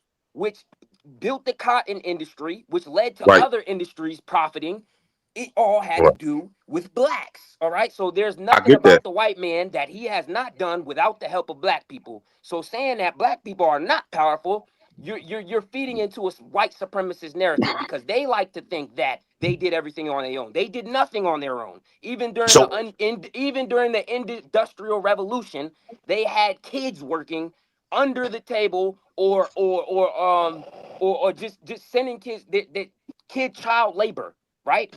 They have never done anything on their own. They have always outsourced their work. All right. So the white man is not in charge and power of anything. He needs the people. All right. So we need to first off, before we attack these issues, we can't sit here and be like black people are weak and we don't have no power. Right. Even So in today's time, OTC, can I ask you a question music before? industry is the biggest influence in America. May I ask you a question? You jumping in a whole lot of points. There is So I'm about to let me ask you a quick question. Oh, I'm about to close it. There is, even today, hip hop is the biggest industry that touches every continent. All right. So that is an influence of black people, even though it's owned by white people. It's not too many white artists that's going all around the world and everybody wants to see them. So, give black people their credit. Don't sit here and talk about how we are weak and we can't do nothing when every time a movement comes about, black people are asked to fight for it. Black people are asked to jump behind it. Right, like so they see the power that black people have. And I'll land there. So OTC, all I'm saying is when you think of a pimp and an H, so the HOE that goes around and sell all her body because the pimp made her, right, gorilla pimping at that, made her go sell her body. Do that make her more powerful than a pimp? They got their jewelry and wearing that. No, answer my question. Answer my question. Because the same way how you talking about those black slaves, they treated you like an HOE and they is the pimp. And then guess what? Even till this day, the white man is the pimp and a lot of you butlers are the hoe. Pig. So that don't make you powerful because you was subjugated. That don't make you powerful because you was subjugated and they made you build a legacy and paid you peanuts on the dollar even till this day. And you calling you taking pride to that shit? White people, you've been powerful to been a servant. It was hold on, OT. I'll let you finish though. Do you know? I'll let you finish. OTC, but I'll let you finish. Right. Go ahead. So I can understand that we did all of that, and the result is that we building our own kingdom. Right. Then you will have an outstanding point. But even till this day, all these jobs that every one of us work for is building their kingdom still.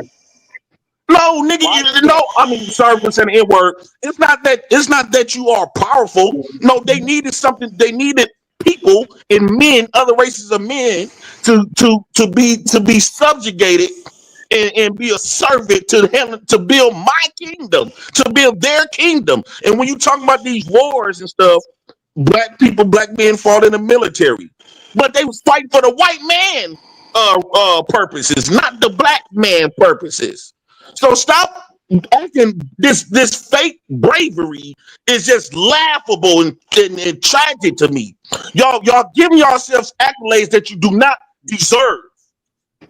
You don't have the same credibility and the same respectability as the white man here in America. If that's the case, y'all won't be on this piece, coming on this piece, crying about your black woman not submitting to you. The white man ain't sitting up here crying about their woman don't submit. He gonna make them submit. I get women. He gonna make you submit. You think everybody? Why would I follow y'all and y'all got to follow another man? You just like the white man. You don't even see black. Do you hate your black? Why would I follow a group of men that's on their knees following another group of men?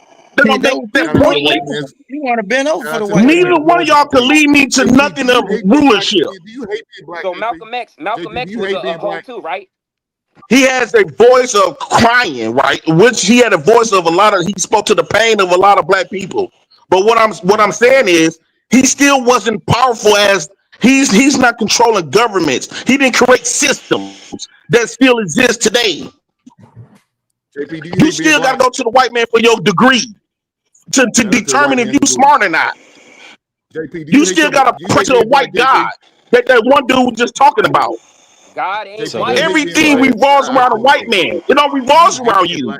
You you listening hate to the white man that because you're a the black white man person? the one that painted every person in the Bible white. What do y'all? You listening to the This white stuff man. crazy. You listening to the white man. The white man made I'm Abraham, calling out the Joseph, fact. David, Moses He's a white, white and man's. you He's a sitting white here man's talking hoe. about that's white people shit. JP's the They white were man's hoe. black. And the He pays them description in the Bible everyone with say that they were EBT black. card. You listening JP, do to the you hate white being man. black? You I sitting just over need to here know. telling me what I can't do and what I can't That fight man for. always get the You is biggest the buck. problem. He always get the biggest buck to go against the other black people. So he always That's subjugate JP. the biggest one. It's called buck breaking at its finest. Right there, Jay God, Prince for damn, president. For calling out the facts. Buck That broken ain't though. no Y'all fact. give That yourself ain't Jesus titles no that was you fact. not didn't put white. that This work whole time the in. Bible is white history. JP, You Don't can't let give Buck break yourself that. a title You that you got didn't put the enslaved work in and and you took deserve them it. white man words. You Y'all doing didn't that. earn these titles. You doing that. So we didn't you fight hate for being our black, freedom don't in the Civil War. So we didn't fight for our freedom in the Civil War. We did not No, fight in the you American Seminole War. begged. No, No, good we time. fought. You We begged. fought. You wasn't like We the fought and died. Mexicans. You wasn't like the Native We fought Americans. and This died. is why the Native You Americans want and to the let all them Mexicans hit on still get some type of respect from the white man, It's but black your people. fault, man. You want to They let the can't. Mexicans hit Gay and men got more protection than y'all. The listen, gay man. men got more rights than y'all. And we've been Yeah, fighting for 400 years. Gay black men came in and got way more protection than y'all When ever you was had. in the hood, Jay when you Prince, was can in I the ask you hood, can I ask you a question? did you stop niggas from getting shot? Hold I want to on. ask Let you me a question. talk real fast. Did you stop You niggas know from why I getting talk shot in like the hood? this? Because I know y'all don't got power to do Answer nothing my to me question, about it. JP. Answer my Because you question. twerking for the white Did man. you That's why you stop talk niggas like from that. getting shot in He the on the hood? You Or twerking internet. did for the you white shoot man. niggas? Answer the He question. on the internet talking shit like this. Come on, man. The Mexicans Let's get let's have respect, some man. These decorum folks here, snatching fellas. these folks No, up out I'm of speaking real fast. Let's Y'all just don't want to Not accept it. speaking facts. You just sit have there Y'all some don't and want say to decorum with here, accept your it. mouth. fellas. You said the Mexican get respect from the white man. Man, the white man snatching them folks out of school, man. These folks building underground bunkers, man, in America. What are you talking about, man? You a But they clown, man. still got cities. They still got Texas. They That's grown, bro. They wait. take I them folks understand over that. I there. respect They it. let them. They still got. They allow Go these ahead. people Go to ahead. You come can up. go. Listen, they But allow good these son, they people to still come up. got. They still got states and cities in their language It's how my where they girlfriend ruling. when I be trying to tell her something right. She Bob always said you interrupt me. can go and then kept talking. But they still got cities and states where the Mexicans Okay, we'll is go back still home ruling then. in their language, Okay. in their All education, right. Hey, and come Go on, home everything. man. then. Damn. Cool. Hey, The one cartel is mic, man. terrorizing God, Mexico. What the dog, hell are you man. talking Come about, you on. moron? You Jesus don't know what he's Christ. talking about. You're But the thing stupid. about it is this: they allowed those people to But come over here. The most powerful nation in the world does not allow 20 million, 20, 30 million undocumented people to come over there. It was allowed. Now, after they used this, how they don't care about them. Now, after they used those people to keep us at the bottom, because all those jobs were our jobs, all the remedial jobs, the manual labor jobs, majority of it was our jobs. They lost. We the ones that lost because of them underbidding us when a construction site, when you go see a construction site, it's so that means you're not powerful. Now listen, it's 100-man job, and you got 80% Mexicans. They use them, and once Right. they figure out when they use them up, hey, they kick them out. They crying right now. They begging for who? Who are they begging Yes. for? Us. And we ain't messing with them. So the white Right. man don't care I'm about glad you. that you The said white that. man don't listen. The white man don't care about a Mexican man. He don't care about a black man, and we don't care about them either. We fought every time. Listen, we never not fought these people. We fought them before we got on the. We fought them in the middle. We fought them in Africa. We fought them in the chambers where they was waiting. We was waiting on the boats to come. We fought them on the boat. We fought them when we got off the boat. We fought them when we got in the plantation. We paused them. We did everything. We did the same thing that they did in Haiti. We did something. And they still got their hands around our necks. Okay, cool. But we That fought is a though. small percentage, and We it's ain't not wrong. white. Okay, good godson. We fought. Right. So okay, I'm gonna let you have that. We fought, right? So godson. So when you said that they gave the Mexicans our jobs and stuff, right? They gave the Mexicans our jobs and stuff, right? Remember I said that black men were considered black people. They was treating black people like the pimp. They was the pimp and we was the HOEs, right? So usually what pimps do when they little chicks start messing up, act like they don't want to hold properly, they go get some more chicks and make them get right and act jealous. So basically what America did was it said after the C-19 happened and black folks didn't want to work no more, They went to go get some Mexicans over here, the Benendez brothers, and gave them $30,000 grants. Came in and shook us up. Hold tight. Huh? I was saying, hold tight, man. I How many gotta white people go died ahead from and COVID? You don't even know. It was more hold than on, black. y'all. Hold on. You can continue super chats so we get up out of here, man. HQ reacts $2 says, so Willie, why did they renege on Ukraine? HQ again, $2 says Ukraine was also an ally that Trump abandoned for memes.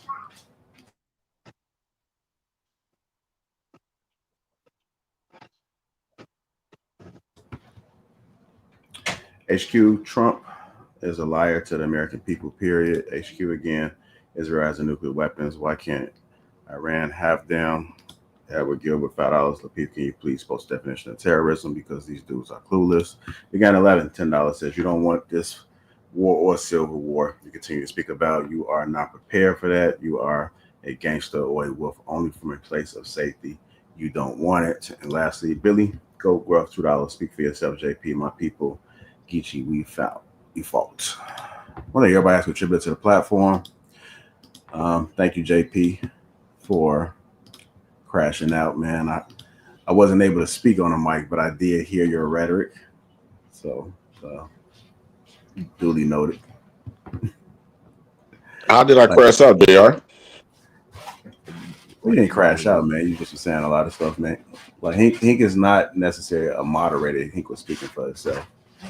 Yeah, but he kept moderating, basically telling me what I can't do, and I'm trying to have a conversation like everybody else.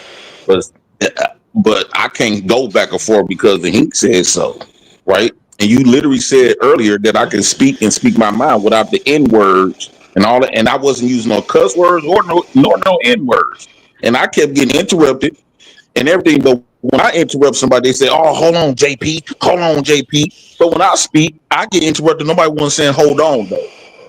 So because I'm on the other side and I'm from the inland, right, where the ghetto boys and all them other type of stuff, I get treated like that.